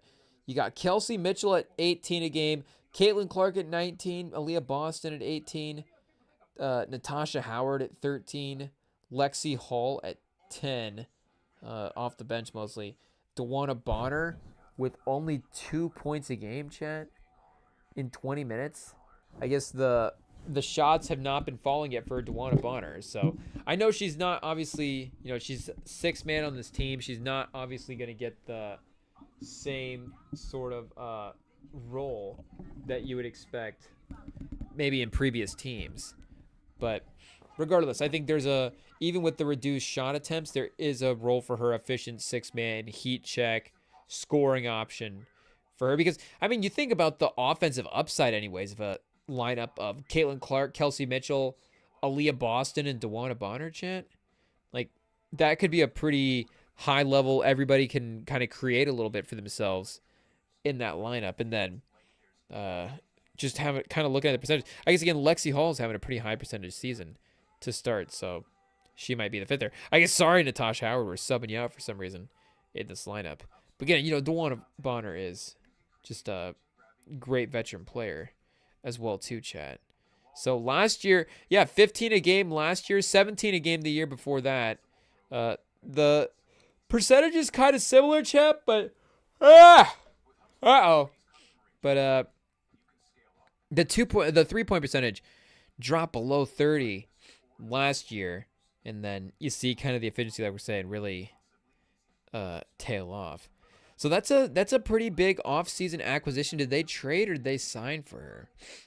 I want to say that they might have signed a contract with the Sun, but then is on the Fever chat, so they just probably haven't updated it. But that was in February of 2024. So would she have made that move? No, because they would have played last year, chat. I don't know. No, because February 2024, and then they would start in. Oh wait. Yeah, chat. I don't know. But DeWanna Bonner is still like some untapped potential as well too for this lineup from scoring capability. But yeah, hopefully Caitlin Clark, it's just a little hamstring thing, so hopefully that's not a lingering thing, but hopefully that's just something she's able to battle back from here and get back on the court. But Angel Reese, now's your time to shine. The league is wide open. The face of the league is vacant for 2 weeks. Interim, can Angel Reese get an interim face of the league label? Do we have to have an interim while Caitlin Clark is down? Let's just go ahead and lock in Angel Reese in that category, chat. It's her time to dominate the WNBA. Should we do a quick Angel Reese stat check as well too, chat? We're almost 5. The 5-game almost check mark for the WNBA. Let's see what we've got here to start the season. 13.7 rebounds per game, chat. So last year a 13 and 13. This year 13 and 9.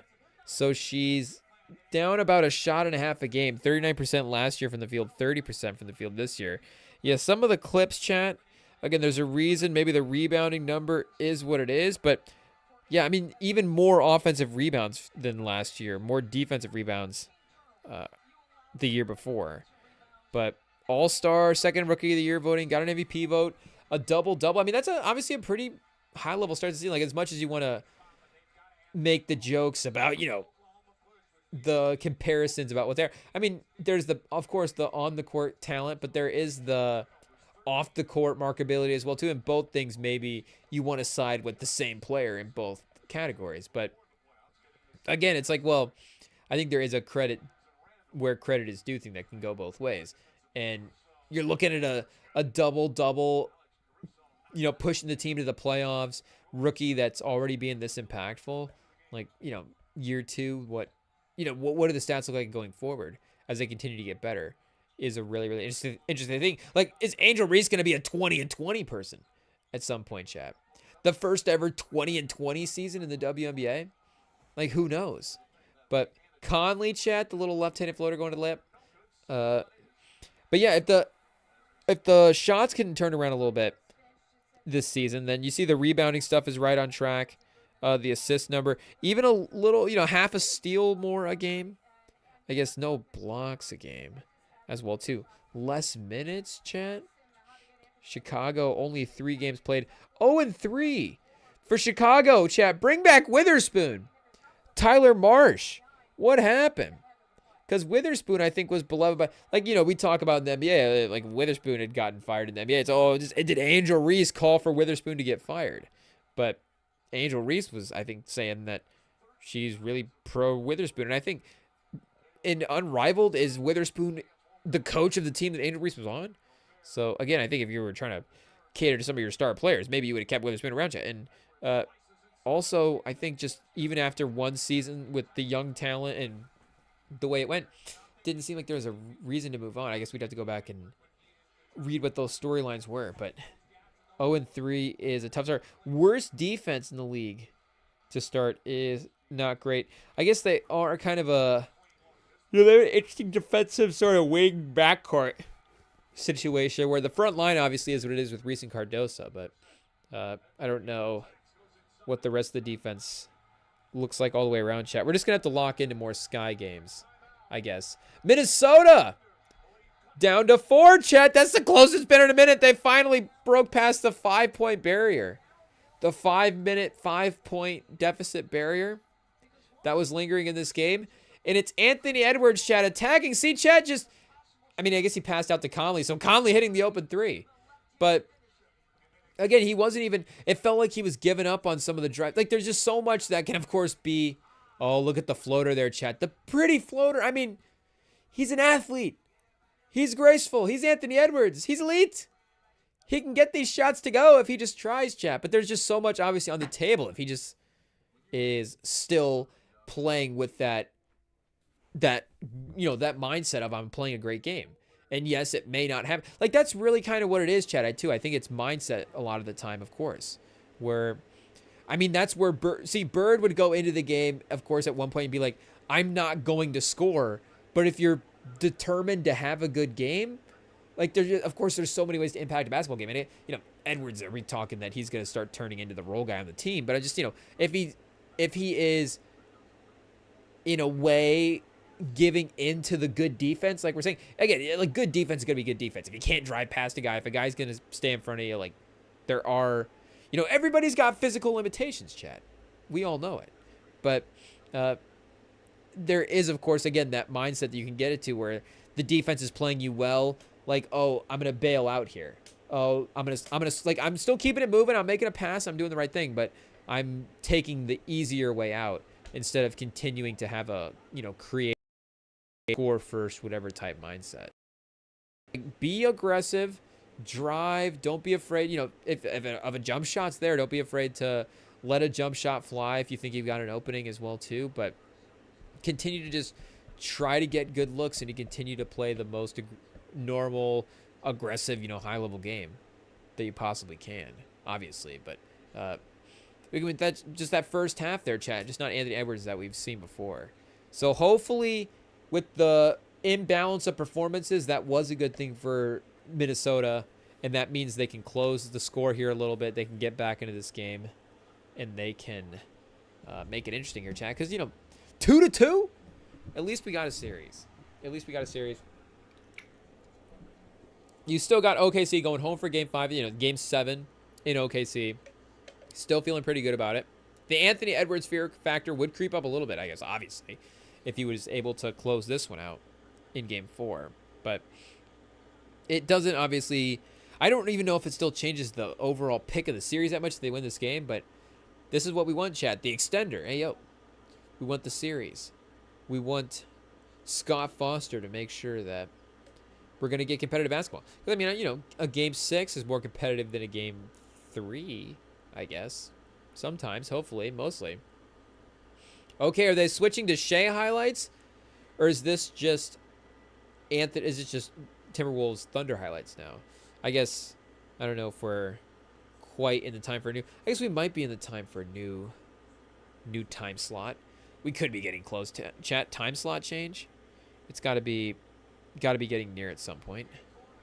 But they've been obviously doing a good job of programming the classics and the highlight stuff with the games that we're on. So are they not going to give us any Seattle games? I guess that's the thing, chat. You wouldn't really have like any Seattle Minnesota history in a way. Like it'd be limited. I guess, would it be limited? What is the history, chat, between Seattle and Minnesota? Again, you don't think of, I guess you do think of Seattle, but you just kind of think of them as the historic franchise more so than the individual legendary players. Because like we said, for guys like our age group, maybe if you have a great memory, you remember Ray Allen on those teams. Or you remember like Luke Ridnour. But you don't remember them being good. You don't remember like highlights. You don't remember moments from the teams. So they got into the league in 88-89, chat. I guess I don't know if we go.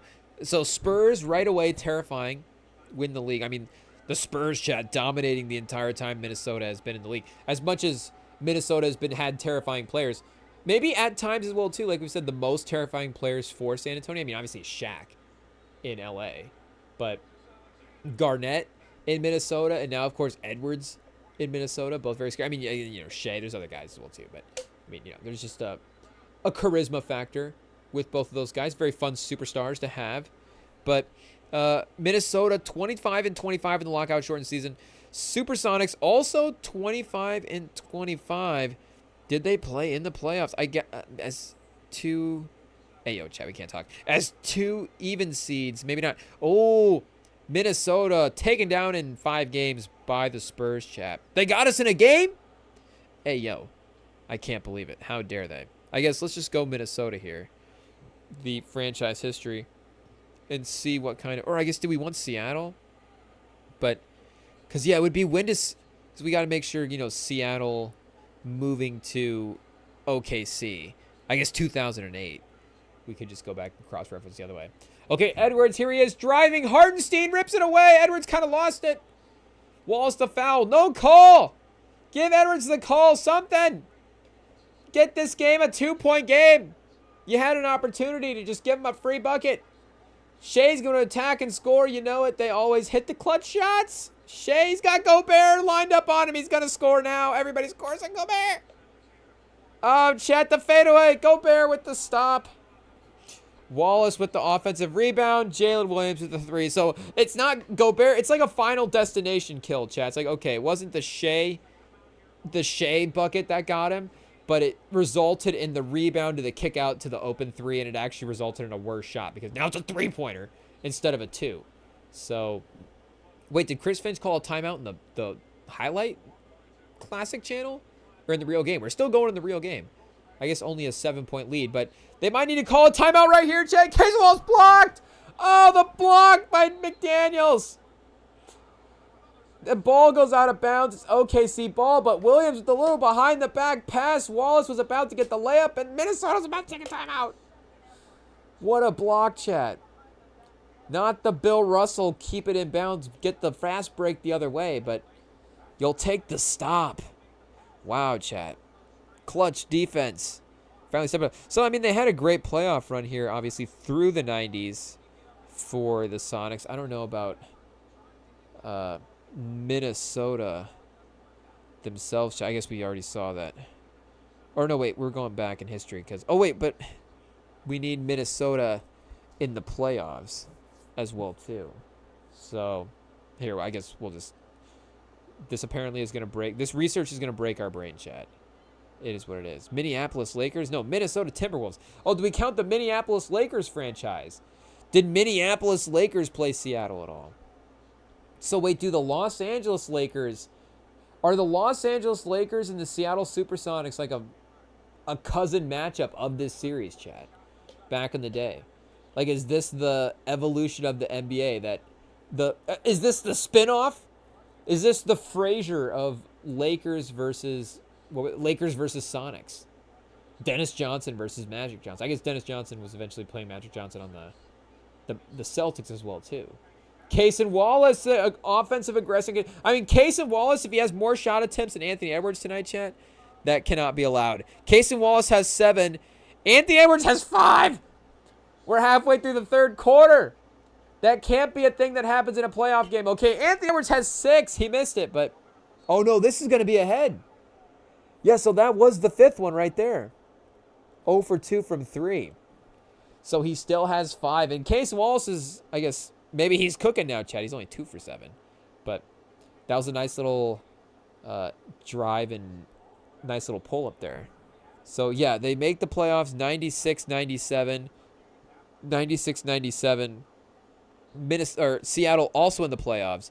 Lost in the semis to Houston, Chad. They lost to Houston. Did they play Minnesota in the first round at all? By any chance? Oh, they played Sacramento, Houston, Utah, and then lost. Oh, wait, did we go back a season? We didn't mean to go back a season. They played Phoenix and then Houston. So no Minnesota that year. So no playoff matchups that way.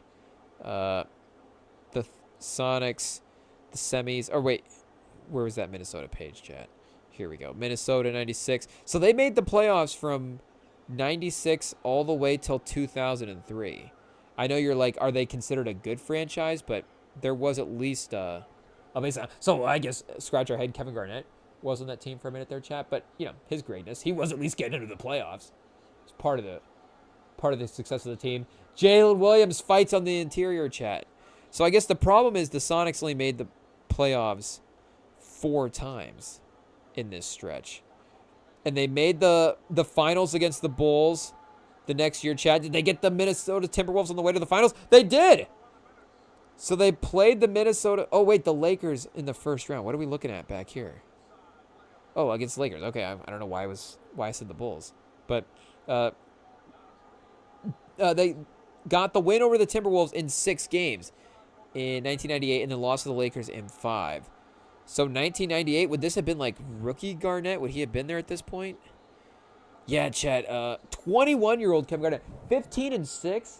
Anthony Peeler, 16-7-3.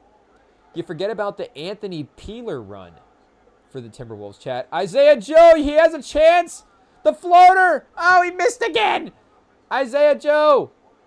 He's going to go on the no-shot list, Chad. He can't shoot. Jumper's broke. Anthony Edwards hounding on defense. Why are you going to isolate on Anthony Edwards at the end of the shot clock when you haven't hit a bucket?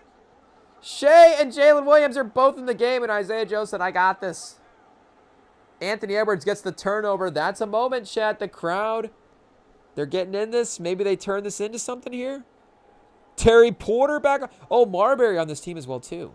So this was a nice stacked lineup. Tom Hammonds. Michael Williams, Reggie Jordan. Oh, so close, chat. They could have had a Michael Jordan, but just one name on. Off. DeJohn Wheat, a forgotten guy in NBA history, I guess. But shout out to Anthony Peeler, chat. Didn't even make an all-star game in his entire career. This is an iconic page. No all-stars. Looking a little like Josh Dobbs. One random, 16-point-a-game playoff series against who did they even play, chat, back here? Against the Sonics. Yeah, that's right. We're looking against the Sonics history. So Peyton with a 26, 5 and 3, 5 assists, 3 rebounds.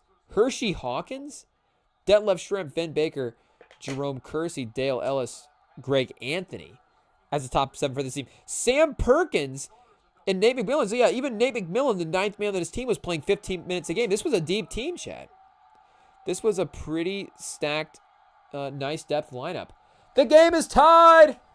Timeout, OKC. Minnesota, chat. Here we go. I've never rooted for Minnesota, but I guess in game, who do we root for in game 3? I guess the home team. Do we just root for the home teams then? They're on out. I don't know. Maybe that's just the rule. You just root for the home team. So then there you go. The home court advantage is also you get at the end of the day, you get the Rem and Sam cheering for you in game 7. I guess it does just depend on the players.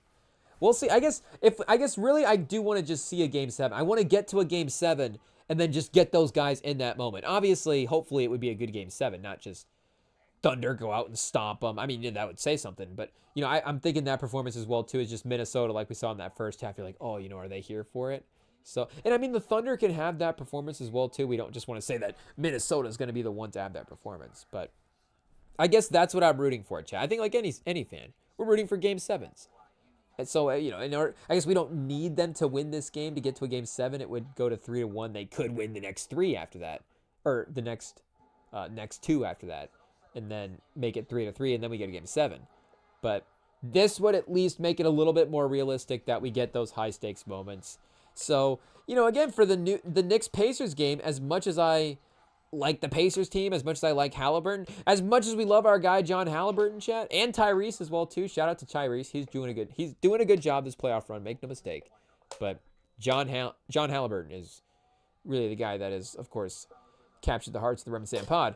But I think we're rooting for the Knicks in the next game as well too, chat. After they stole that one, I mean, in a similar fashion to the Timberwolves, like we're saying, that game 3 was, you don't want to call it a fluky game, but that's kind of what it was, chat. A fluky game in the way that OKC did not really play up to par, and in a fluky game that Indiana that New York was able to overcome that deficit, and Indiana didn't, let that game slip away. And in the Eastern Conference, we've seen that happen, so maybe we shouldn't be surprised. Maybe that's just the Indiana was susceptible to the Eastern Conference bug this year of just giving up 20-point leads throughout the course of the game. But did the Sonics get Hershey Hawkins in the Sean Kemp trade? Because I don't see Sean Kemp on this team as well, too. Did Sean Kemp get traded to the Cavs? I know he ended up on the Cavs, but is that who? Or did he sign with the Cavs as a free agent? But I'm guessing they probably would have traded him at some point. Traded by the Sonics. Traded by the Hornets with Dale Wingate to the Sonics for Kendall Gill. Trading for Kendall Gill in 1999. Yeah, former overall pick. 1990 draft. Kendall Gill. So Kendall Gill was in college in the 80s? Huh, chat. I thought for some reason Kendall Gill was in college in the 90s. Just like it's not even a thing that I'm like, okay, let's update the software. You think that Kendall Gill is in the 90s still? Confirmed. Like, it's just like, it's like if you had asked, I guess I would have said 90s, but apparently not. A rookie in 1990 and had a nice career as well too, but was not traded for Sean Kemp. He was traded for Hershey Hawkins. So let's see what happened to the Sean Kemp trade, chat. He left the team in 96-97 was the last season on the Sonics, chat.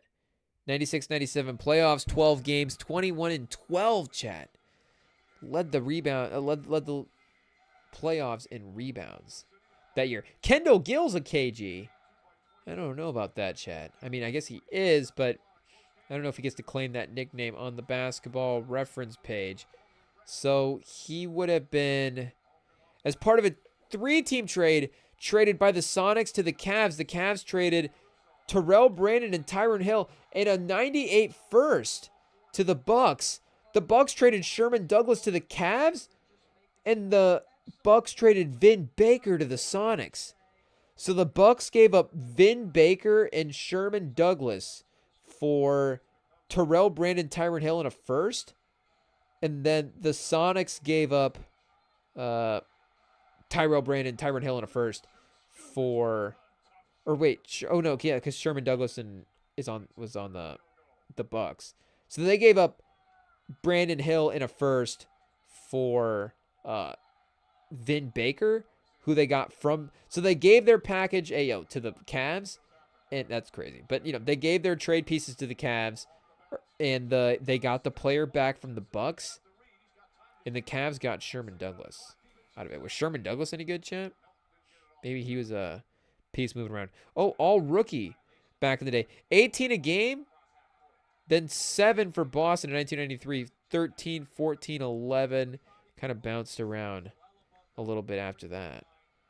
But at least had a nice start to the career for the Heat anyways. Okay, chat. 3 minutes left in the third quarter. Shea got the ball at the top of the key. They can't leave him open for 3 in this one. You can't just switch off and leave Shea. Oh, they left Caruso, though. Caruso gets to go. Hopefully it doesn't. They just don't give it right back, chat. 5-point game. OKC. Just time and time again. The execution, the patience, chat. Getting constant good looks, it seems like. Edwards, baseline, the drive. Oh, it looked like he was going to get a highlight. They kick it out for 3 and they miss. Edwards, just sky in and dunk it on everybody. Don't worry about this offense, share the ball stuff. Kobe would have dunked it. Kobe's not passing that to Artest unless it's game 7, and he needs to, absolutely. It's still only third quarter. Maybe fourth quarter is when he fully take over, get into that. Because he's still, again, behind Casey Wallace in shot attempts. He's got 2. You need to be at least behind. The fact that he's behind Casey Wallace in shot attempts into the fourth quarter alone is already a loss. Maybe it's updated, chat. Nope, still 2 for 5. Thought we'd give him a benefit of the doubt. Timeout as well, too. So the game plan should be just... And Casey Wallace has taken and made another shot. We weren't paying attention, Chad. So Casey Wallace is 3 for 8. Now Casey Wallace has made more shots than Anthony Edwards. That's also crazy. I mean, what is Casey Wallace's... I mean, he's going to have some games this year where he was allowed a bit more opportunity on offense. But what was his highest shot attempt? Because he's just not a guy that wants to, I think, take a lot of shots. He's okay with some of the defense and okay with... Oh, year 2 for Casey Wallace, Chad. Got a lot of games to potentially look at here. Field goal attempts, so there's an 11. So 15 was his highest shot attempts per game this year, Chad, in 35 minutes. So again, he's not always going to, even in an elevated role, he's not going to be the main guy. Like a guy like Peyton Pritchard, could step on the court as a 6-man, or with injuries, maybe even like next year. You think, could he give you a 28 game? Could he be a little, not like main play maker, but could he be a number 1 point guard type guy, of course, on a lineup, obviously. I don't know if Casey Wallace at this point, offensively anyways, like we're saying, could be a lead guard, even in like a Peyton Pritchard style, a Ty Jerome peak, best version of Ty Jerome type way, where Ty Jerome might take 20 plus shots in a game if you're really relying on offense. And not to say that he would need 20 shots to get to 20 points. We're just saying that you could have that type of game and feel comfortable with it because he's that good of a creator offensively potentially. But Wallace's career high or high for this season anyways, is 15 shot attempts, 9 for 15 in that game. And that's his only game when he got to 20 points this year as well too. So he's not necessarily on the point pace as well. He's got 7 as the third quarter winds down, but again, an 8 shots. So he's not going to take 7 shots, I guess, in the fourth quarter here. But 29 games of 8 shots or more, but 15 of those games almost, were 8 or 9 shot attempts each. So 8, 9, 7, 6. So, 68 games played for a guy Wallace, I guess. Not as many games played as I would have thought. And rookie year, I don't even know if he's going to have a game where he took 15 shots. That's probably just a straight up career high, I would guess. Ooh, there is a 10 early on, game 6. Getting some run, chat. 14. Okay, we were barely right. He was 9 for 14 in a game. He had 22 in that game, though. So 2 20-point performances, 4 for 6. I guess in 3 for 8, he hasn't really gotten the three-pointers to go tonight. If he is 3 for 8 from the three-point line, 9 points, maybe it's a little interesting if he could get a random 10-point quarter and push it to 20. But, again, outperforming Anthony Edwards is enough. So there we go. Sky in. Hang time. Space Jam. Take advantage of the fact that you're the best guard athlete in the league, potentially. Oh, Shea. Offensive foul! They called an offensive foul on Shea. I didn't even know you do that, chat. Nickeil Alexander-Walker, is that allowed? The league's going to review that and say, what are the refs thinking? Oh, chat, the pretty Sky to the rim. He's had some pretty drives. The thing is, he's just kicked out a couple of times, and it's been hit or miss. I mean, down 5, but he's going to have to, again, take over himself here. 27 points for Shea, 31 minutes. His third foul, so he's got still some room to work with in the fourth quarter here. Not too desperate. Edwards doubles, drives. Fouled. So that's a situation where, yeah, the double now, I mean, his playmaking out of a double is clearly something that is still... And I know, Anthony Edwards can't play back out of a double. I'm just saying, obviously there's still levels to be unlocked there. It doesn't seem like he's making the quickest reads when the double happens, or even sort of making the read pre the double as well, too, when you get to that level of IQ. So that's just a accumulation of minutes type thing as well. But Case and Wallace meets him, chat, as he drives into the... As he drives baseline. Case and Wallace from the help. Cuts him right off. Forces a tough shot. So Chet out of the game for the last 42 seconds of the third. For Kenrich Williams, chat, I would say, bringing in a little bit more offense. But Chet obviously is offensive himself. Chet, a very offensive player, chat. Hey, yo. Chet, I'm sure he's offended the Spurs a couple of times. So is Shea. So is Jalen Williams. Jalen Williams a very offensive player to San Antonio, chat. We're not a fan. But, hey, yo. And now a chance to cook Edwards. Maybe Minnesota fans are going to think he's offensive as well, too, Chad. Jalen Williams canceled. Offensive player. Too offensive. But Edwards drives. Kicks out. That was a tough one. Triple teamed. The problem was he kicked it out to Edwards. Or he kicked it out to Randall. Kicking it out to another Anthony Edwards would have been ideal. But no, just Randall, unfortunately. Not just Randall. Shout out. Randall's been great this series. But... Shea with 5 seconds to operate. The clock winding down at the half. Did he get the foul? I think the ref was just making a motion to avoid the player stumbling out of bounds. No foul call, chat. 85-90. Okay, chat. We've got to wait one more second. We've got a fourth quarter, so A$AP Rocky's waited to drop the album. So guess what, A$AP Rocky? We're waiting to listen to your old album. It is what it is. The fourth quarter of this game is up next, chat.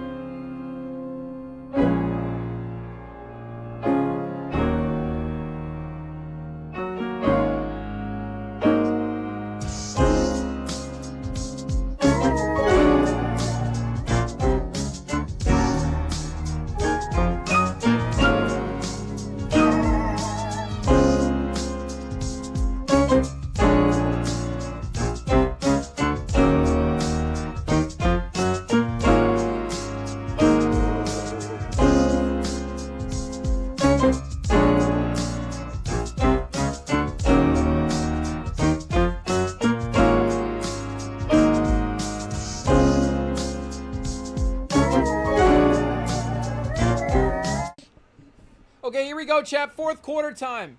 Shea versus Nickeil Alexander-Walker. The cousins battling it out, chat, potentially. Nickeil Alexander-Walker, is he the high point getter right now for Minnesota? They just showed the cousins, like, baby photos. They just showed the stats. Shea, of course, with 29. Jalen Williams with 22. Yeah, Alexander-Walker leads the team in scoring right now with 16, chat. This is what we love right here. Now, I mean, obviously all the storylines, but I love the other sort of sibling relative player that can also have the moments like this where, you know, maybe, like, is this type of game going to give Nickeil Alexander-Walker the entire career that Shea has had up until this point? Obviously not. Like, Shea just won the MVP of the league as well, too. There's a standing that Shea has. But this is what I guess we're calling it. This is what I call a dinner table game, chat. This is like a family Thanksgiving game right here. This is the type of game where you can show back up to the family Thanksgiving and you can be like, well, yeah, but I went toe to toe with you in Game 4 of the Western Conference Finals, and who knows what happens? Maybe they win this game. Yeah, Terrence Shannon also part of the head game crew, chat, but his style, and he's also double digit numbers, well, too. So it's a little bit of a different style than the other guys, but yeah, with the other guys, because like Seth Curry as well too. Like, is Seth Curry going to be like, well, I have MVPs to go up against Steph? Like, obviously not. But Seth has had some great finals performances. Steph has had some close moments. Like, Steph has the standing of a guy that's like, yeah, we all know that Steph is a great performer in those playoff moments. We'd all trust him. Seth Curry is a guy that everybody would want on their team, chat. You got to have Seth Curry on your team at some point for sure. But Nickeil Alexander-Walker as well too, proving his worth as a lead scorer, having a moment where he's like, hey, yeah, I can lead my team in scoring and also win a playoff game. Like, hey, that's a list of guys, chat. That could be a pretty good sized list of guys. But regardless, Chet for 3. Chat, I wonder. See, I always am down to see a list. Make no mistake, your boy loves looking at a list, even if that list could be like 350 names, because that is a broad scope. Like, just anybody that led their team in scoring in a playoff game. But I want to see, chat. Like, I want to see how many times did J.R. Smith just lead a team in scoring in a playoff game. Like, that's an interesting one. Did he do it 1 time, 3 times, 13 times? Because you think those Cavs team, like, he could have had a game, of course, where LeBron's getting in the ball for 3. He's cooking. He gets like 27 in a game. LeBron puts up 24, 10, and 8. It's like, well, J.R. Smith technically led the game in scoring, but LeBron obviously best player in the game. Like, how many times does that happen? Shea is one of those guys that was just constantly leading his team in scoring this year. Not only was he, again, the best scorer on the team, but it was every night. He was constantly number 1. It's not that over the course of the season, he's always going to be the guy in the game getting the 25 to 30 points. He's always going to be the guy. He's always going to be the only guy getting the 30 points in the game for OKC. And again, like, constantly that more like 28 to 30 for Shea, just very, very consistent. Like, Jaylen Brown, of course, could lead the Celtics in points per game, or Jason Tatum, could lead the Celtics in points per game. I mean, I guess Jaylen Brown could too. Either of those guys, but not necessarily. Like, I guess Tatum specifically, like, especially with Brown, like, you think Tatum could lead the Celtics in scoring, but have like 50 games, only 50 games this year where he actually led the Celtics in points in the actual games. But maybe Jaylen Brown had like some 13-point games in there, some 17, 18s to balance out, the 27, 28ers, where Tatum is a little bit more consistent night to night. And Nickeil Alexander-Walker with another 3. Edwards off the floor right now. It's back to that Shannon-only lineup. So Shannon is, I guess, kind of the Edwards replacement, chat. In a way, the strategic sort of in the role. If Shannon was on a practice squad, he'd be the Edwards, I guess, guy. But the driver slasher, kicking it back out. Alexander-Walker again, the sidestep. He's feeling it, chat. Oh! He had a chance, chat. That would have been a dinner table moment right there. He's at 21. Jalen Williams is also going to be having a good time talking to his relatives about his playoff performance after tonight, because this little sidestep 3 right here. Oh! Not quite. The tip out. Oh, Naz Reid colliding with Case of Walls for the foul. The tip out rebounding has been crazy for the Thunder tonight. I don't know if that's been a strategy for him or not with the interior size of Minnesota. If they said, hey, we can't necessarily out rebound them, at the boards, but if you tap it back out, we can control these rebounds in the backcourt. I feel like that's happened quite a few times tonight, chat. I feel like, and again, OKC has done a pretty good job of tracking those down. I mean, what's the offensive rebounding number so far? 14 for Minnesota, 18 for OKC. OKC with more offensive rebounds than defensive rebounds. Minnesota, not quite. But that's crazy, chat. You see that offensive rebounding has been a big part. Oh, was that a three-pointer? We missed the play, chat. What was the last play? Gamecast. Uh-oh, we're going to get a shot here from Minnesota as well, too. A Chet dunk. Play-by-play. So there's the Chet dunk. What did we just miss? DiVincenzo, two-point shot. Shout out our guy, Dante. Hey, yo, White Dante making big plays, chat. The big Ragu. The big Ragu taking Chet off the dribble. Into the corner. Randall for three. Oh, chat. Randall attack. There we go. Randall gets the rebound. Gets the second effort. Finally, there we go. An offensive rebound for Minnesota this time. 8 minutes left. Is Edwards back in the game? Oh, he is back in the game. There he is, chat. Naz Reid as well, too. So Naz Reid, Alexander Walker.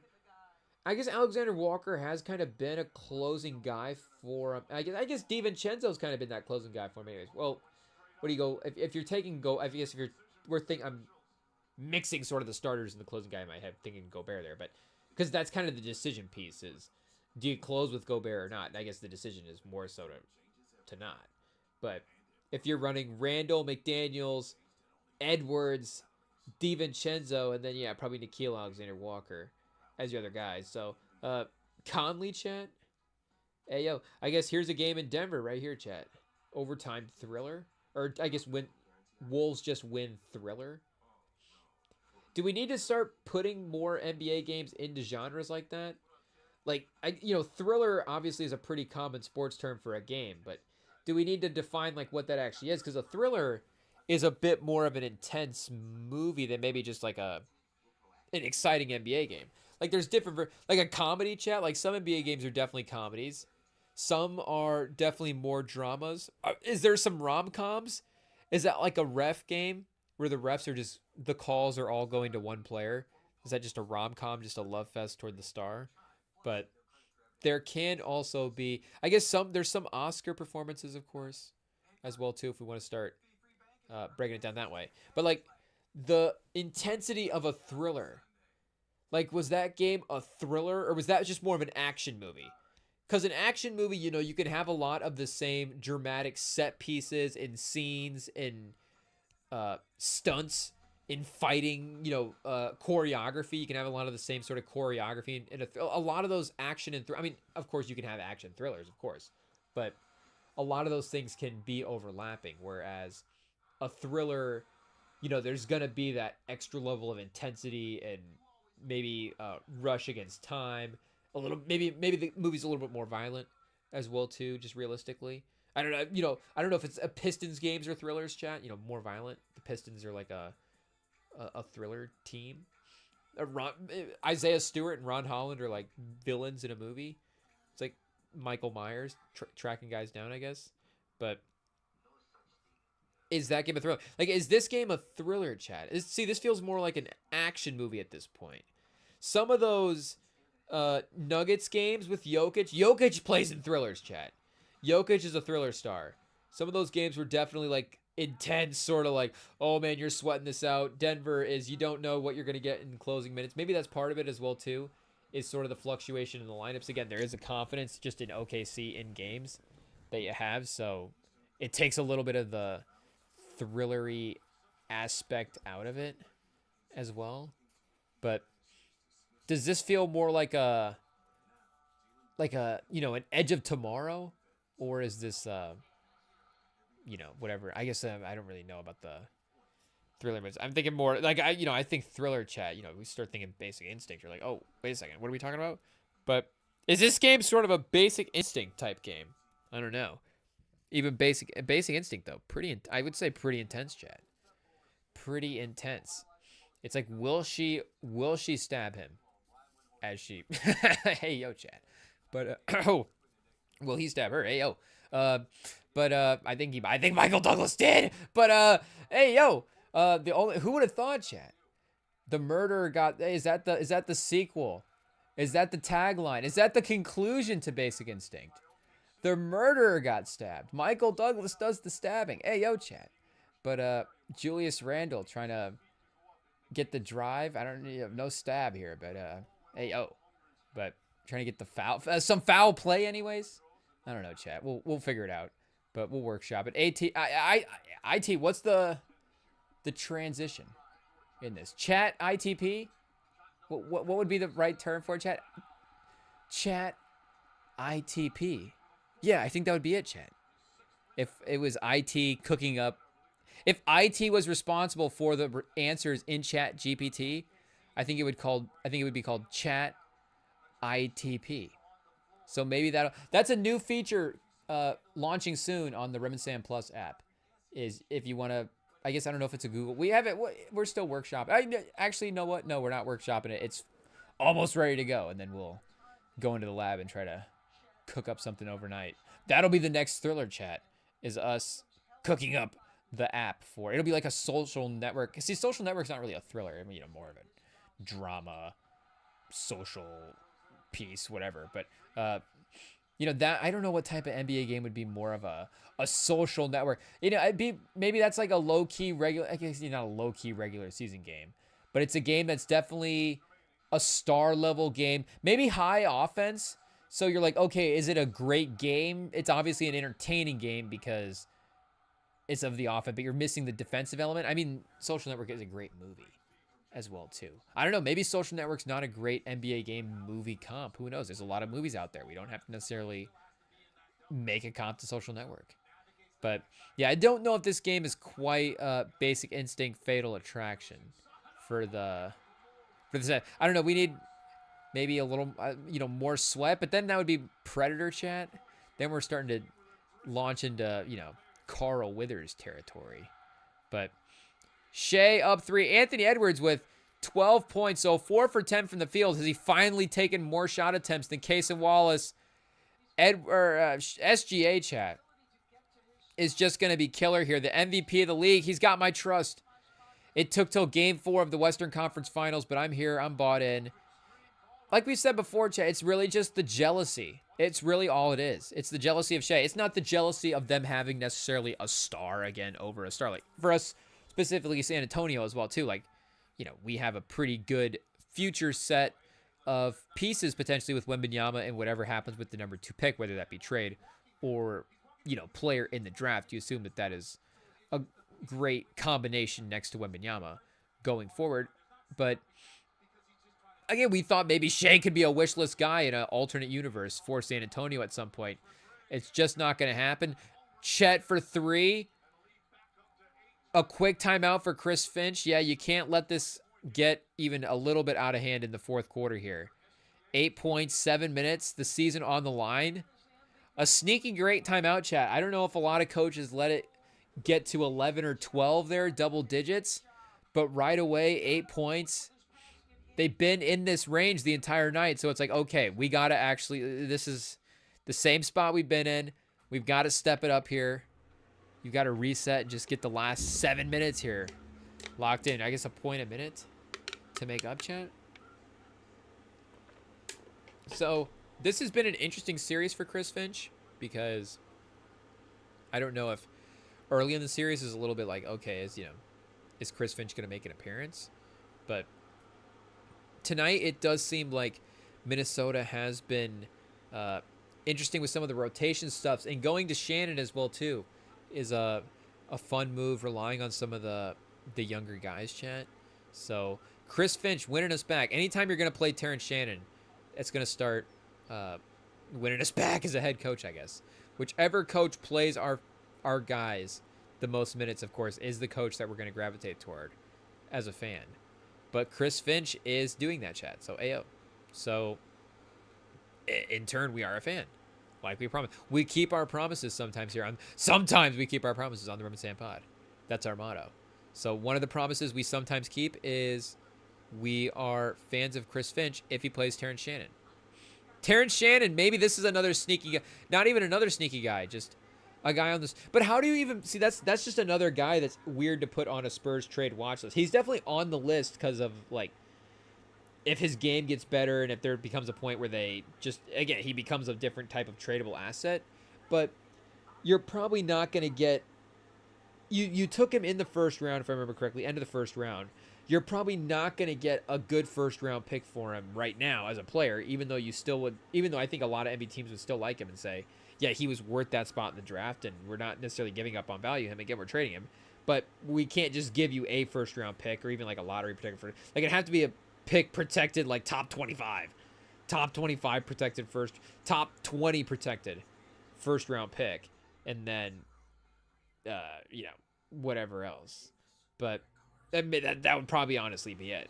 And that's not even like a great thing to give up a guy that, again, you think could be like a really valuable rotation piece. Is this pick we get if it's one of the last 10 picks in the first round, maybe. And then, I don't know, lottery protected 1 year, it becomes a couple of seconds the next year. So now you traded Terrence Shannon for 2 seconds. Like, yeah, it's not, there's not a great value for potential. It's not even upside, Chad. It's potential upside. He obviously has upside, but then there is the potential upside that he has as well, too, which is even a step up above that. Not a lot of guys have potential upside. Terrence Shannon has potential upside. I'm trying to think. A guy like, well, do we want to pick on our own Spurs players? I don't know, Chet. Like, Cason Wallace, I guess Cason Wallace does have potential upside as well. Does Chet have potential? Does Jalen Williams still have potential upside? Like, Jalen Williams definitely still has upside as a player, but I don't know if he has potential upside anymore. Like, I think we kind of know what Jalen Williams' upside is. Hey, yo, do we have to pause all this? Like, Alex Caruso obviously has upside, I guess, still, but he's even more just like, is he playing at the highest level of himself? Now, like, he's kind of a prime formed player, of course. Like, Amen Thompson has potential upside, obviously. But Jalen Green, I think, just has upside. Jabari Smith was a guy that I think with his dribbling, it's like if he increases his ball handling and he's able to get into some of these shot attempts, maybe he's a better scorer. Like in the draft, he had potential upside, but I think now Jabari Smith has upside. So I don't know if that makes it any clearer. I think Jabari Smith's a good case, chat. Franz is good and kind of established and I guess maybe Jabari Smith is pretty good as well too. So we're not saying that. And established, so we're not saying those things are not for him. But, I guess Franz is an all-star already, so I don't know if all-star kind of disqualifies you from this conversation in a weird way. But 6.5 minutes left, chat. OKC up 7. Jalen Williams to Shea. Nickeil Alexander-Walker, the family matters, chat. Cousin on cousin. Hey, yo, whoa, pause. They forced the pass. Chet again for 3, no good. You'll take a Chet 3 over a Shea shot attempt, but Chet gets the dunk. Soaring back in the other way, up 9. Uh-oh, Minnesota, after the timeout, immediately gives up a score. Not great. Not great. Edwards settling for 3. Oh, clutch. Clutch, Chet. 109 to 103. 6 minutes, 6 points. Here we go. Can Minnesota actually close it? Shea is going to be too good. Shea drives. Shea fouled. No! Shea misses. Nickeil Alexander pushes.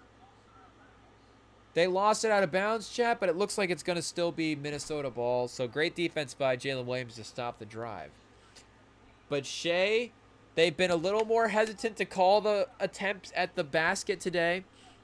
He's definitely had a couple of looks where it looks like he's been maybe even playing for a physicality a little bit more than usual, and it hasn't been there. Still, obviously, 31 tonight. It's just the difference between him and 30 and 40 at this point, I guess. But regardless, he's gotten 31 on, where is he at, chat, for the free throws? 5 for 6.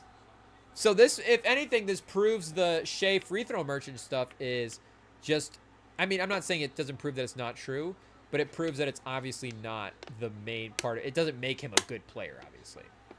He still has had some looks that I guess he's, below 50%, had a couple of looks that would increase that efficiency if he had gotten those to go and put him back in that main spot. Is that Caruso with an offensive foul or SGA again? Uh-oh. As we talk him up here, he has some weird little plays giving Minnesota an opportunity. Corner 3 by DiVincenzo. The clutchness, chat. 2-2. It's on the line. 5 minutes. Edwards playing the point. Walker, DiVincenzo, McDaniels, Edwards, the tough 3. Oh, too tough, chat. It spun out on him, so it was a really close shot. But that was that over 2 guys? What was that? Edwards, take a good shot. Shea's going to be patient and get into his look. The little spin, the little fade. He gets into it every time, chat. It's money. He gets his looks. He gets to his spots. He gets his shots. Brilliant, chat. The little mid-range right over the top. Nickeil Alexander-Walker gets his shot at the point. The pick and roll to Gobert. The corner 3 to McDaniels. McDaniels! Minnesota has been clutch tonight, chat. The guys around Edwards have elevated Edwards. We need a bucket. You're down 2. We need a stop, actually.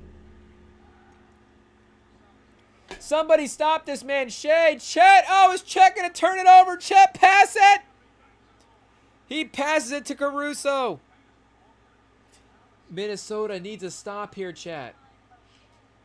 Minnesota needs to actually get a stop. Edwards needs to get a confident bucket. McDaniels, the 3. No, the drive, the bucket. Dort, the block. You can't go challenge Lou Dort, chat. What are we doing challenging Lou Dort like that? Shea, a chance to start closing it out. 3:45. A 4-point game. Can he make it 6? 2 shots. Gobert, where is he going? Oh, Shea falls down. Jalen Williams for 3. Ah, Jalen Williams, chat. Jalen Williams has been every bit the 2-point, number 2 star, 2-point star, number 2 star that they've needed tonight, chat. There we go. A big time open. Big 3-pointer, Jim. Can we get Romo on the call? I mean, Shea falling down still somehow finds the look. McDaniels, unfortunately, McDaniels didn't even need to double there because Shea fell down. I don't know. Yeah, he's just kind of slipped on the spin back.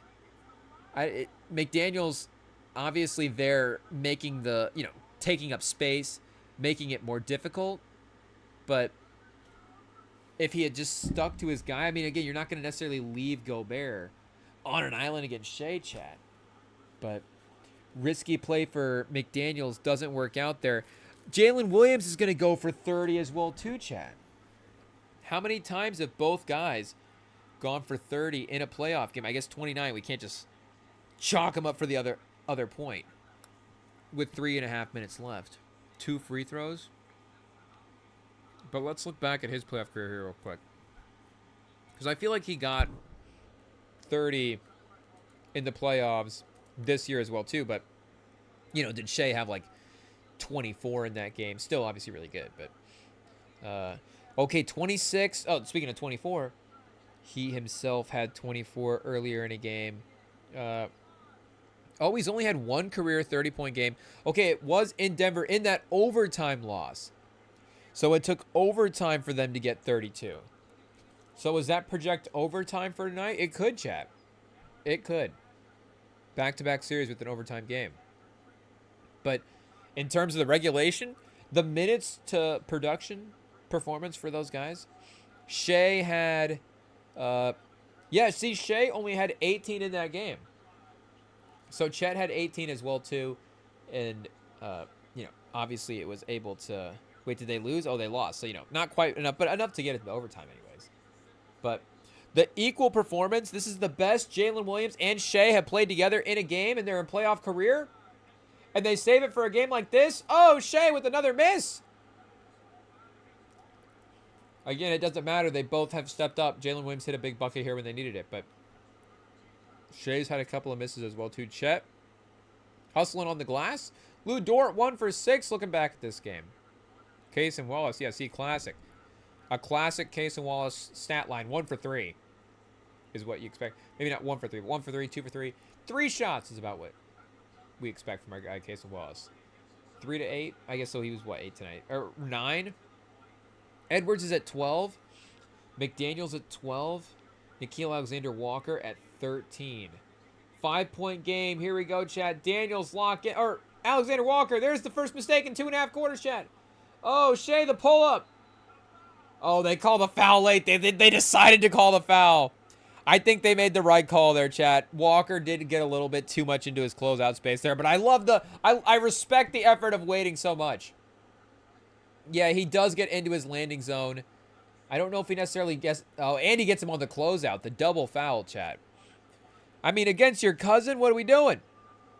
You know how to guard this guy. You should know the patterns, the play style.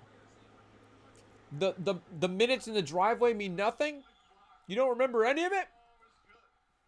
From a game plan standpoint? You don't remember... Don't hit the forearm while you're trying to close out on a jump shooter? So, big free throws, Jim. 2 free throws for Shea. 1-18-11. Dort in the game. So, Case and Wallace off the court. Yeah, Case and Wallace off. They're going back to Dort.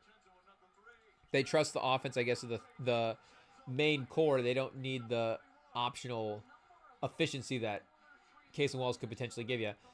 Clutch 3 for Minnesota. 118-114. Not dead yet, chat.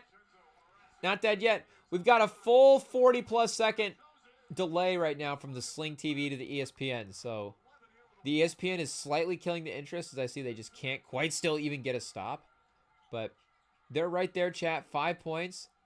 Maybe at some point they'll actually get the rotations to work. Alexander Walker in the corner for 3. Man, chat, they've really, I mean, not a bad strategy, of course. Making the deficit up, you're going to have to hit some 3-pointers, but it really has been heat checky for 3 so far in this quarter.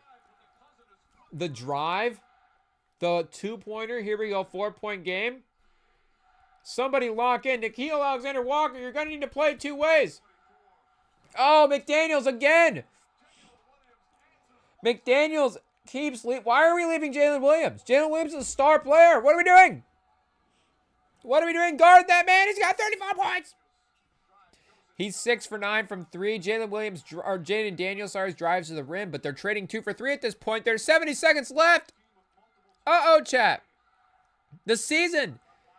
It's slipping away. They're about to go back to OKC with a chance to make the finals. Game 5 in OKC. There's no way that they don't win that game. There's just no way. SGA, shout out to Nickeil Alexander-Walker. He has played really good defense on Shea in this 4th quarter. Again, outside of that foul, that's a little costly. And maybe he's gotten away with some other stuff. McDaniels again as well, too. Chet the block. Edwards went a little bit away again here in the 4th quarter, chat.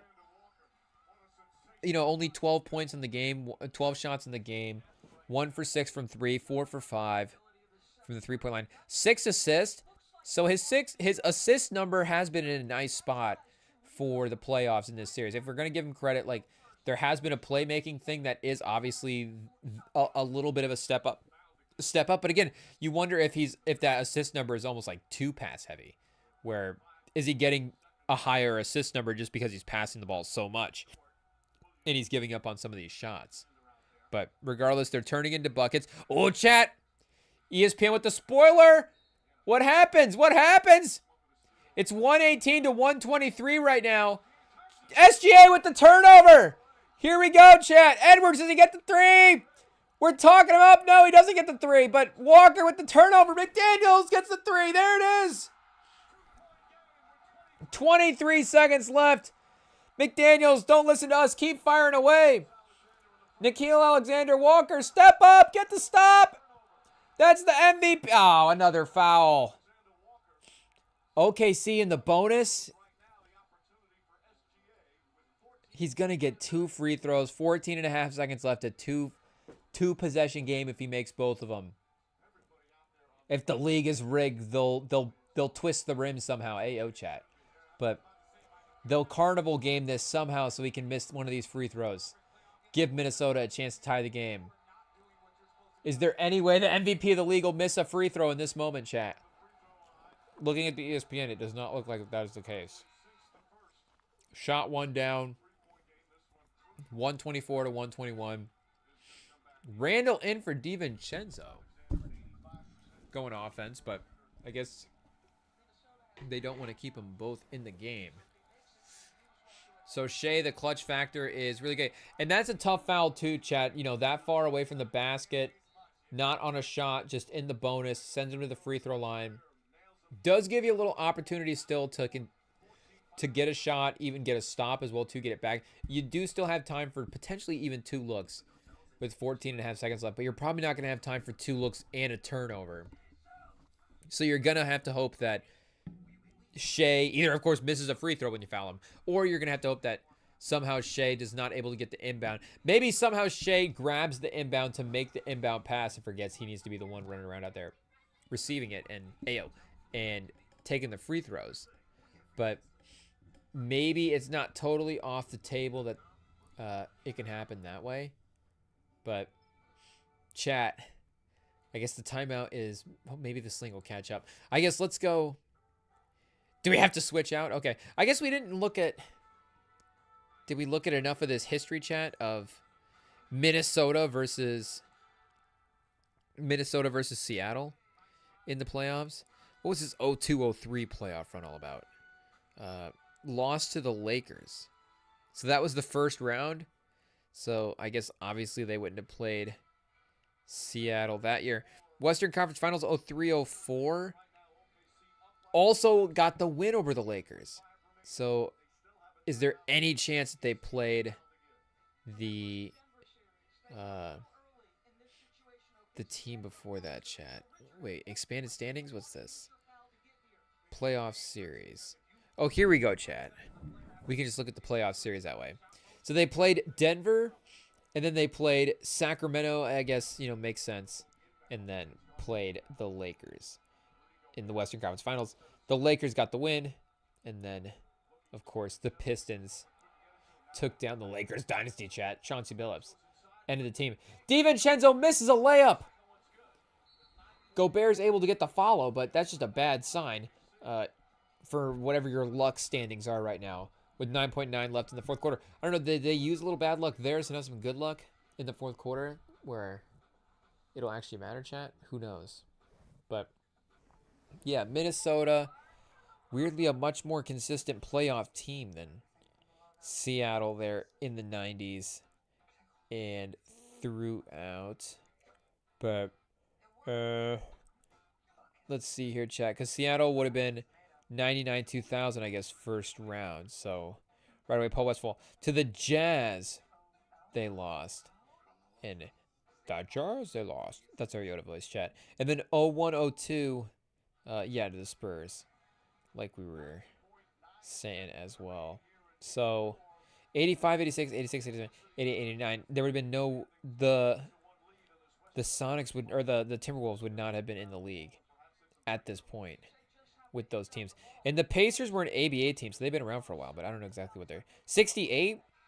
So yeah, I guess the Knicks did win the title in like the 69, 60, one of these late 60 seasons. There's also like a early 70s as well too, but it is pretty far in the past at this point. 3 finals in the early 70s. They got the 69, 71, and 72 finals. I don't know, chat. But, yeah, obviously, you know, Reggie Miller, chat. Any chance we get a rewatch Reggie Miller game? Like, lock that in. But 9.9 seconds left. Can they force the turnover? They forced the timeout anyways.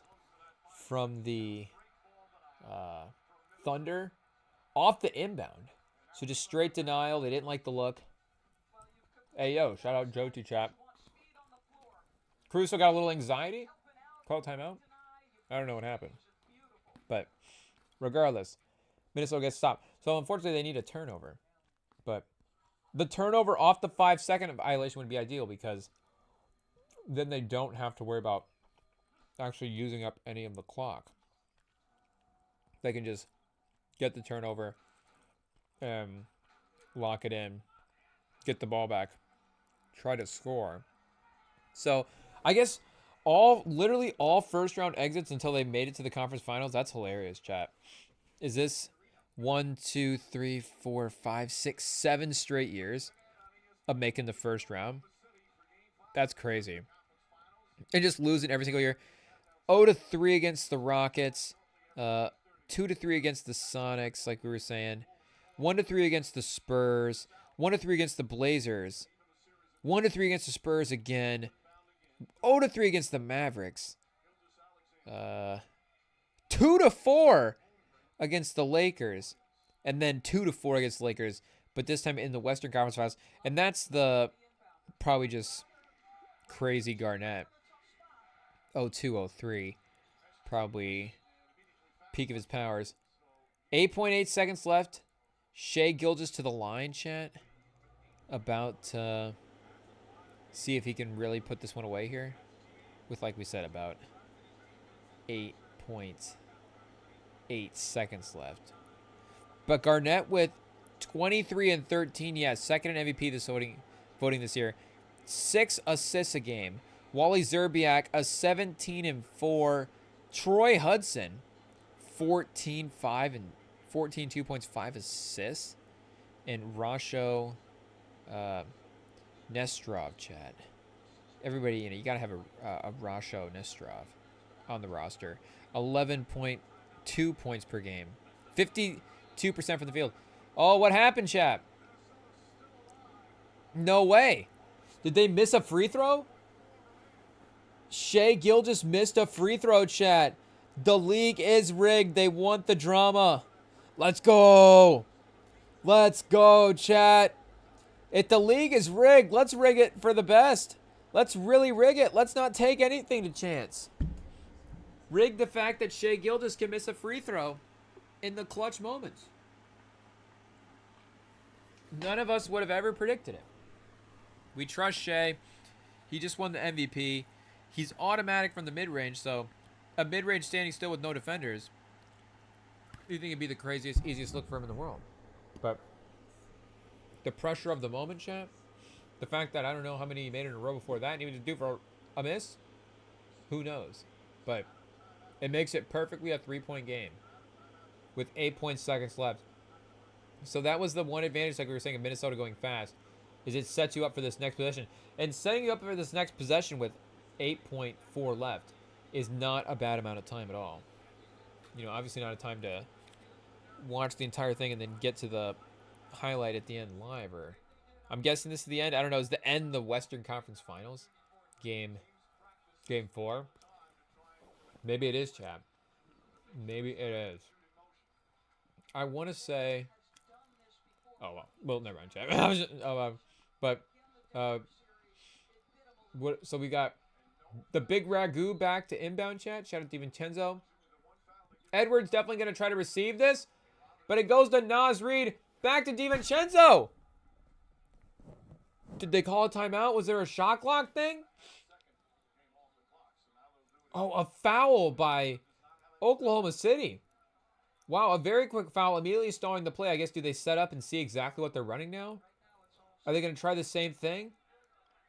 So Edwards is setting up to curl off the screen by Naz Reid. A switch. A switch into the other screen. And they're just going to foul and try to get him to shoot 2 free throws, chat. OKC is up by 3. 7.2 seconds left. If Minnesota shoots 2 free throws, obviously make it both. They're still down by 2. But they've got to pretend for the rest of the time like they tried. But Naz Reid didn't step out of bounds, thankfully. So back at the free throw line. Back with a chance to be the hero. The first one good to go. 7.2 seconds left. So do they have another, quote-unquote controversial one to play yet? Because when they play them all together, it's like, oh yeah, this channel would be crazy. Is that a programming channel for us, chat? Well, I mean, obviously we have to have a music video channel for sure. But I don't know if we could have one fully dedicated to just one artist like that. But yeah, definitely a music video. Just definitely like a luxury music video hour. That's for sure. But Naz Reid gets both of them to go. 25-26. 7.2. You didn't know if that'd be the time they get the turnover right there, chat. Shai with the foul. Shai goes to the free throw line. Here we go. How long can it take to play out the last 7 seconds of an NBA game? It can definitely be a second, chat. Definitely be a second. And Shea goes to the free throw line. None of the Thunder bench guys to the free throw line to greet him. Hopefully that throws him off for the Timberwolves fans' sake, because the core unit of people there is so strong. It seems like one of the few teams that would get away with it. Let's see. Gets it to go. First one. Okay. 125, 127. So this could be 128, 127. So Robert Redford's going to get shot in the head. AO, pause. But that's essentially what's going to happen. Brad Pitt's like a hunter. A fearsome hunter. I don't know if there's a legendary hunter in the mix. But that might be the best that we got for right now. I don't know. I don't know if we are able to replace it in a big way later. But 6.1 left. Edwards off the dribble, chat. They're going to foul. 3.5 seconds left. So as OKC maintains this 3-point lead, they're just going to let Minnesota take 2-pointers from the free throw line. I don't know if there's I'm sure a rule change. Speaking of our guy Simmons, I'm sure a rule change has been prompted and promoted out there as a viable way to help mess with the shot clocks. And, I guess them as space heaters are kind of nice, chat. But just in terms of functional watching tech, maybe it's just certain apps to apps. I don't know if it's just YouTube to challengers or whatever. But, yeah, it does seem to be a common one. What's the Zendaya one as well, too? Not challengers, but it's, kind of purple and stuff on the branding. I don't remember exactly what it's called. A little older than challengers, kind of challengers before Euphoria as well. Like after Euphoria, before challengers. Her right in the sweet spot there, chat. Hey, yo. Whoa. Okay. 3.5 seconds left. The inbound is going to be from... Oh, wait a second. Nope, no inbound. I'm locking in now, chat. Free throws by Randall. Able to get it to go. OKC throws the ball ahead. 0.1 seconds left. I think they accidentally stopped the clock. I didn't realize how much time was left. Oh, shoot. We could have let this run out. But Duke Dennis was involved in bringing down a criminal organization, chat, I think. An enterprise, a mob enterprise is what it sounds like. So we might be able to look into that a little bit more as well, too. Okay, yeah, in all the clips I've seen post chat in the recovery, seems like everybody's in good spirits. Everybody's, doing okay anyways. But at least, for what the situation was, everybody's doing okay. But are they reviewing for the time on the foul itself? The time on the foul is always a crazy review, I'm not going to lie. Just make a statement. If you get it wrong, oh well. Be better. It's just time to pay attention closer, right, chat? That's all it means. Because they're literally just putting 1/10 of a second back on the clock. Like, what can I do with 1/10 of a second? It's like scooping a penny off the ground, chat.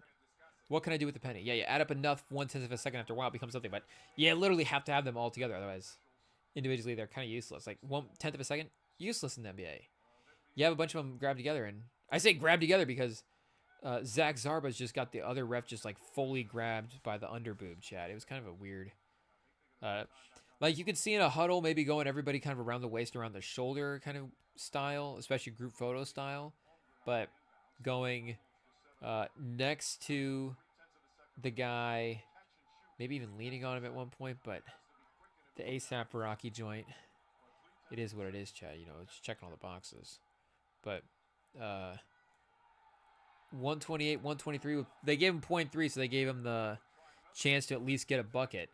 So we'll see if they get a tip in here. Gobert at the buzzer. They're going to throw it in near the basket. Not a bad pass, but yeah, right away picked off. So OKC survives 2-0. You can't say they stole it because they definitely outplayed them in the fourth quarter, chat. But let's take a quick wrap-up break and then see where we go from here, chat. We might not have a ton of time left on the live stream for tonight, but we'll take a quick break and figure it out next.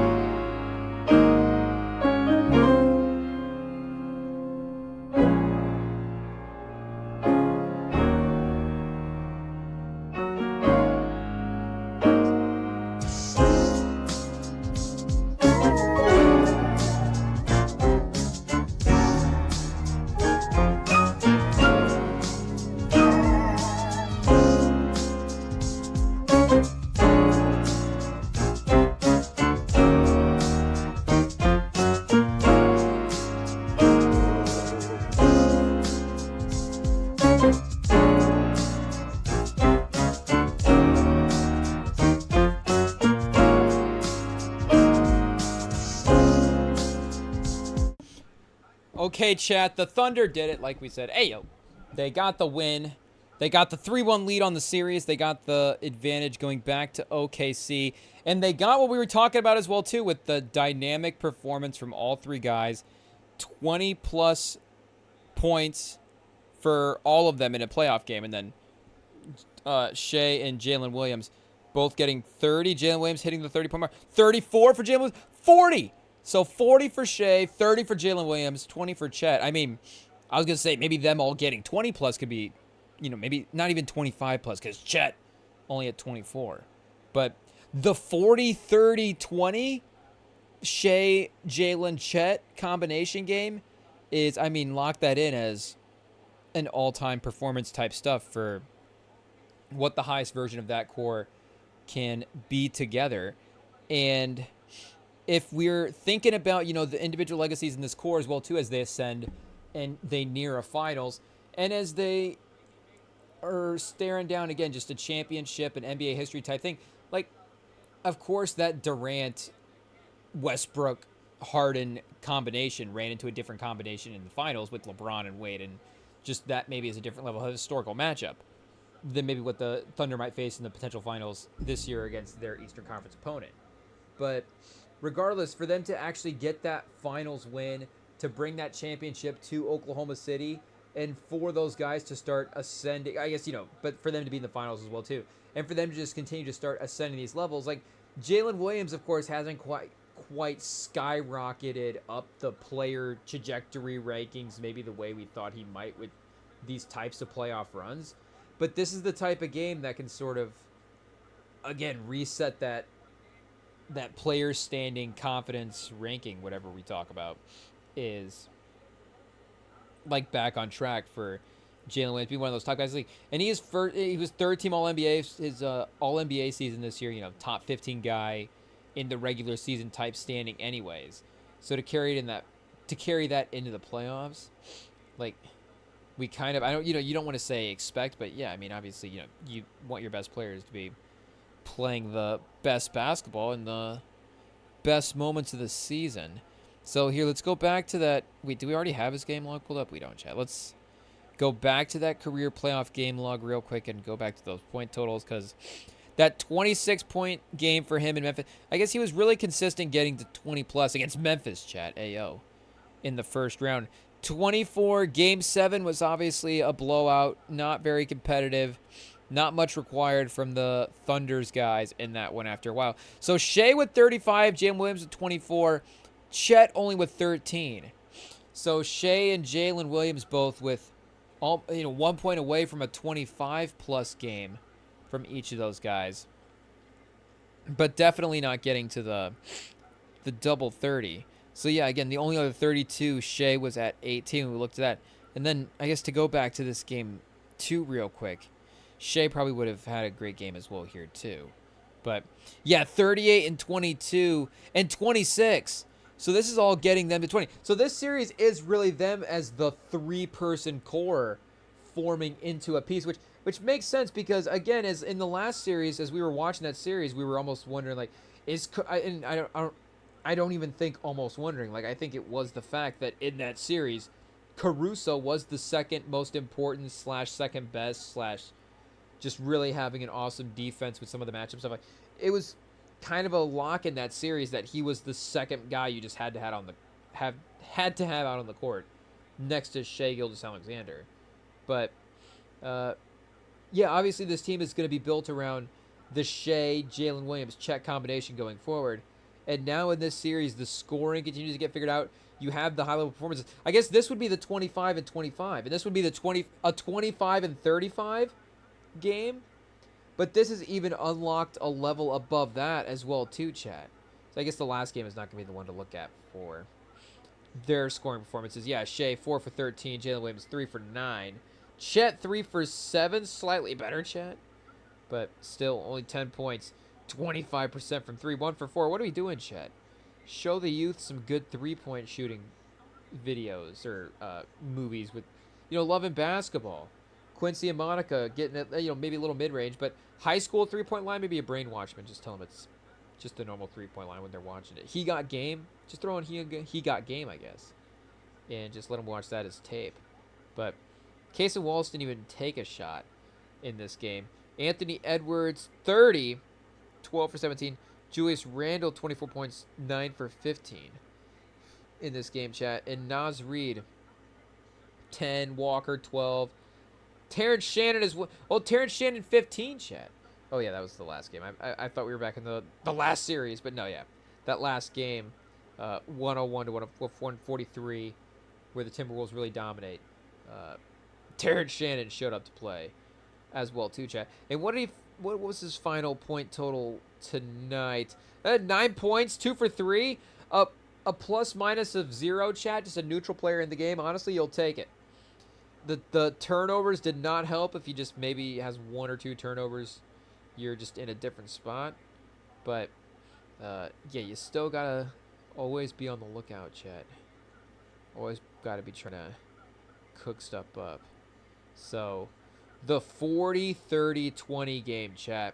Do we need to look up the 40, 30, 20 All-NBA guys in a game? Because I guess Chet wasn't All-NBA this year, but Chet's definitely a guy that we could vouch for as a quote-unquote All-NBA guy at the roster, chat.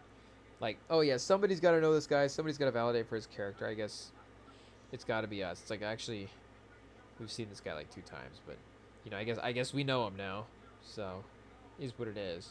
But Isaiah Joe, 4 for 7, 2 for 5 from the field tonight is honestly a little bit better than I would have suspected. Dylan Jones, 1 for 5. Lou Dort, 30 minutes. Chat. Shea with 40. Hartenstein with 16. The fact that they do kind of go for Hartenstein in some of these games is a interesting Hartenstein factor of it, because he's obviously a guy that we love in these closing moments and just in these lineups in general for the center versatility he can provide. I guess we love the idea of him in these closing moments. It feels like he could definitely, with his skill set, provide those minutes. But sometimes with the matchup stuff, just Chet at the 5, the spacing, the shooting. Chet can give you the defensive stuff in the interior as well, too, and some switchability stuff. I mean, hard to see switchable as well, but he can just provide some of the same defense stuff and stretch the offense a little bit more and just be a little bit more versatile of a player. So we can't definitely forget about that as a potential option for why they, move the lineups the way they move the lineups as well too. And I don't think he had the overall minutes in game 2. I mean, again, game 3, everybody's going to get checked in when you're up by 40, chat. So, yeah, for game 2, he had just the 3 bench guys, Reed, Nikhil Alexander-Walker, and DiVincenzo. He wasn't even messing with the Jalen Clark, Dillingham, Rob Center future conversation type thing. But I guess just one of the many draft questions that could still be answered, chat, as we wind down our countdown more so toward the NBA draft. Countdown toward Giannis on the Spurs or Dylan Harper on the Spurs. I guess, we're continuing to warm up for the idea of Giannis playing in San Antonio as well too, but not to say that we're warming up to the idea of it because we need to talk ourselves to Giannis. Warming up to ourselves to the idea that the Thunder or the Timberwolves would not take any offer that the Thunder would just godfather into giving for Anthony Edwards, because that would be insane, chat. Edwards, Randall, and I don't know, that death scream from Predator, I think it's pretty crazy. Pretty freaking crazy, chat. DiVincenzo, 0. Terrence Shannon, 0. Head of Shannon, 0 Stowe, chat. It is what it is. But they're still committing to the... Oh, now it's Randall's turn in the highlight package, chat. I was going to say they're still committing to the Edwards bet, even after the game is over. And the unfortunately, Edwards not able to get the win. Pluto didn't quite call it right, even though they did call it right with the games being classic and iconic, of course. But not the result matching the live result. But now they've switched it, so it's just Randall. I guess still Minnesota wins. They're really banking on the Minnesota win, chat. But 3-1 obviously puts you in that amazing place to be in for the rest of the series and a comfortable lead on the opponent. But it is a little bit of an interesting spot in the draft overall because, I mean, Knipple's a guy I'm just going to have to watch some more YouTube highlights on in chat before we actually make an informed rant about our guy, Knipple. We know I like Malik and who's the Alabama guy, chat, that I'm not thinking of right now. Georgia, Arizona, Carter Bryant? No, wait. Where'd this guy go, chat? Oh, did he... He might have reclassified, actually, now that I think about it. Oh, wait.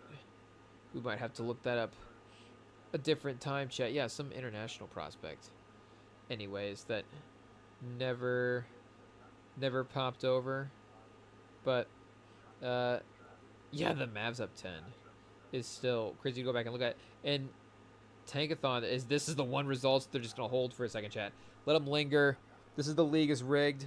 These are the prove it results right here. And we've got to make sure that the evidence remains for as long as possible.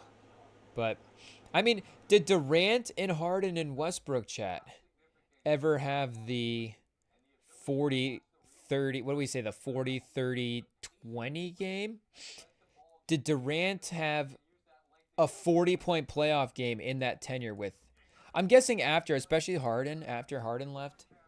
And, you think the way he was playing before they gave up that lead 3-1 even in the Western Conference Finals against the Warriors. You assume he's playing at the level where he could have put up a 40-point game in the previous year or two. And it would not have been surprising. I guess maybe sneaky Westbrook also as well too could have put up the 40-35. I mean, Durant could have put up the 20 even in the game as well. So his 40-point game, a 50-point game in Golden State, chat, against the Clippers in that first round series. Against Milwaukee and Brooklyn, 49-48. So that would have been Kyrie and Harden as well too. Maybe hurt in that game. I guess this was regular season, not... Oh, no, we are looking career playoffs. Those are two different playoff runs, though. But oh, wait, because we're looking at... I'm looking at these two here, the 46 and the 48. But the 48 and the 49 are the Brooklyn and the Milwaukee ones. So the 48 one we had right there. But you've got him on Golden State with some 45s. Hey, yo, chat. But his highest scoring performance on OKC was 41. And it was against Denver in 2011 in a 107-103 win. So they would have had everybody, of course, at this time. I mean, they had everybody on the team. pretty quickly once they start assembling talent. James Harden, only 5 points in this game. Westbrook, though, a 31. So a 31 and 41 for Durant and Westbrook. Maybe Harden is the guy we'd have to double check just in case, because maybe his OKC days would be a little more up and down. I mean, Westbrook as well, too, but we just know Westbrook's aggressive nature. Again, he's just going to will his team into getting some of these points and some of these wins, and they're going to make it work, chat. But let's see. Brooklyn, Milwaukee, Brooklyn, Portland, Milwaukee, Philly, Boston, Clippers, Denver. Okay, Chad. So just to get a grip on some of those matchups, but I guess that's sorted by minutes played. We actually need to sort by points here. Okay, so we got Houston, Golden State has his high. Houston versus Golden State in a 118 to 128 to 115 win with 45 points is his highest scoring playoff performance out of them all. With Philly, it is also 45, Chad. Hey yo. I don't know. We start talking like fatal attraction type situations, then it might be a little bit too much, chat. But Garza, 128 to 130, 130 to 128. Another whatever champion, gold medalist, doesn't matter. It's still sick. It is still Roll Anthony, and we've got to give him the credit, chat. But he had the 40-point games, of course, in Houston. So his highest scoring OKC game, and there's some Clipper games in here, even a Brooklyn game against Boston, chat, 34. Did he get to 30 in OKC? OKC against Dallas, 29. His career high in the playoffs with OKC is, oh, wait a second. He does have the game against San Antonio in a loss, thankfully, chat. Okay, he did get to 30, but again, thankfully, in a loss, San Antonio. San Antonio, for once, a game that we can actually rewatch with a happy ending because the San Antonio Spurs win. So 111 to 120. Durant with a 31. Westbrook with a 27. Harden with a 30. So that's the 30. That's a 25 game all across the board. That's pretty good. That's a 88 combined points, chat, from the three guys. And then tonight, what did we get tonight from the three again? Of them all put together here. Ayo, we got 91. You had 91 points, chat, for the three of them. Of course, Durant himself could have just been, he basically just spends the weekend at this point being devoured by aliens. It is what it is, chat. The man makes it work, especially in 2025 when you don't really have to do much anymore. But yeah, that would be a classic game, and then I guess for at least scoring performances. But again, they didn't win, so can you put that in the classic Oklahoma City great playoff performances vault? Again, maybe you can put it in the great playoff player performances vault, but it's not necessarily a one that's not impossible to be taken over, and not one that was necessarily, I don't even think, again, could take over even what we saw tonight as well too, as a better game. But 29 for him in this 103 to 97 win over Dallas in the first round in 2012. Durant with 24, Harden with 10, Serge Ibaka with, I don't know, Harden with 11 or whatever, I don't know, chat. Serge Ibaka with 12. That game was not really cooking whatsoever. Golden State, Houston. Oh wait, the Clippers, chat. Houston. Do we go back to Houston? Do we go back to Brooklyn? His career high in Brooklyn was 23. No, it's not. No, I don't believe that. Okay, 28. They say 34 is getting a little bit more believable. Did he officially announce his retirement, or what happened, Chad? He's just hanging up the old acting cleats at 34 years old at the peak of his powers. He's gonna just quit. I don't know, Chad. We'll see how it gets memified. It's pretty crazy, the hat coat combos that our man has been walking out in. But yeah, chat, shout out to the great Thunder young core for the great performance tonight. I guess we'll listen to ASAP's album tomorrow night, chat. It is what it is. The game was intense, captivating, and maybe the Thunder will, or the Pacers will put the game. I mean, either one, I guess. It would make, if the Pacers put away, then we're back up 3-1. The series would be a little bit over. But if the Knicks put him away early, then, game 5 is potentially set up, and it's going to be interesting looking at that as well, too. But yeah, Brunson versus Halliburton. We'll be back tomorrow night, of course. You can always catch us here live on the YouTube. You can always follow the live streams. Do go up, chat sneaky on. Don't forget about the podcast platform feeds.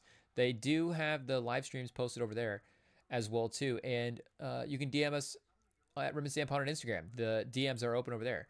Feel free to slide in, chat, especially if you're a 10 out of 10. So, anyways, we'll be back tomorrow. More playoffs and more, I guess, A$AP Rocky's album, chat. We lied. But, hey, A$AP Rocky, he keeps pushing off his album release. So, guess what?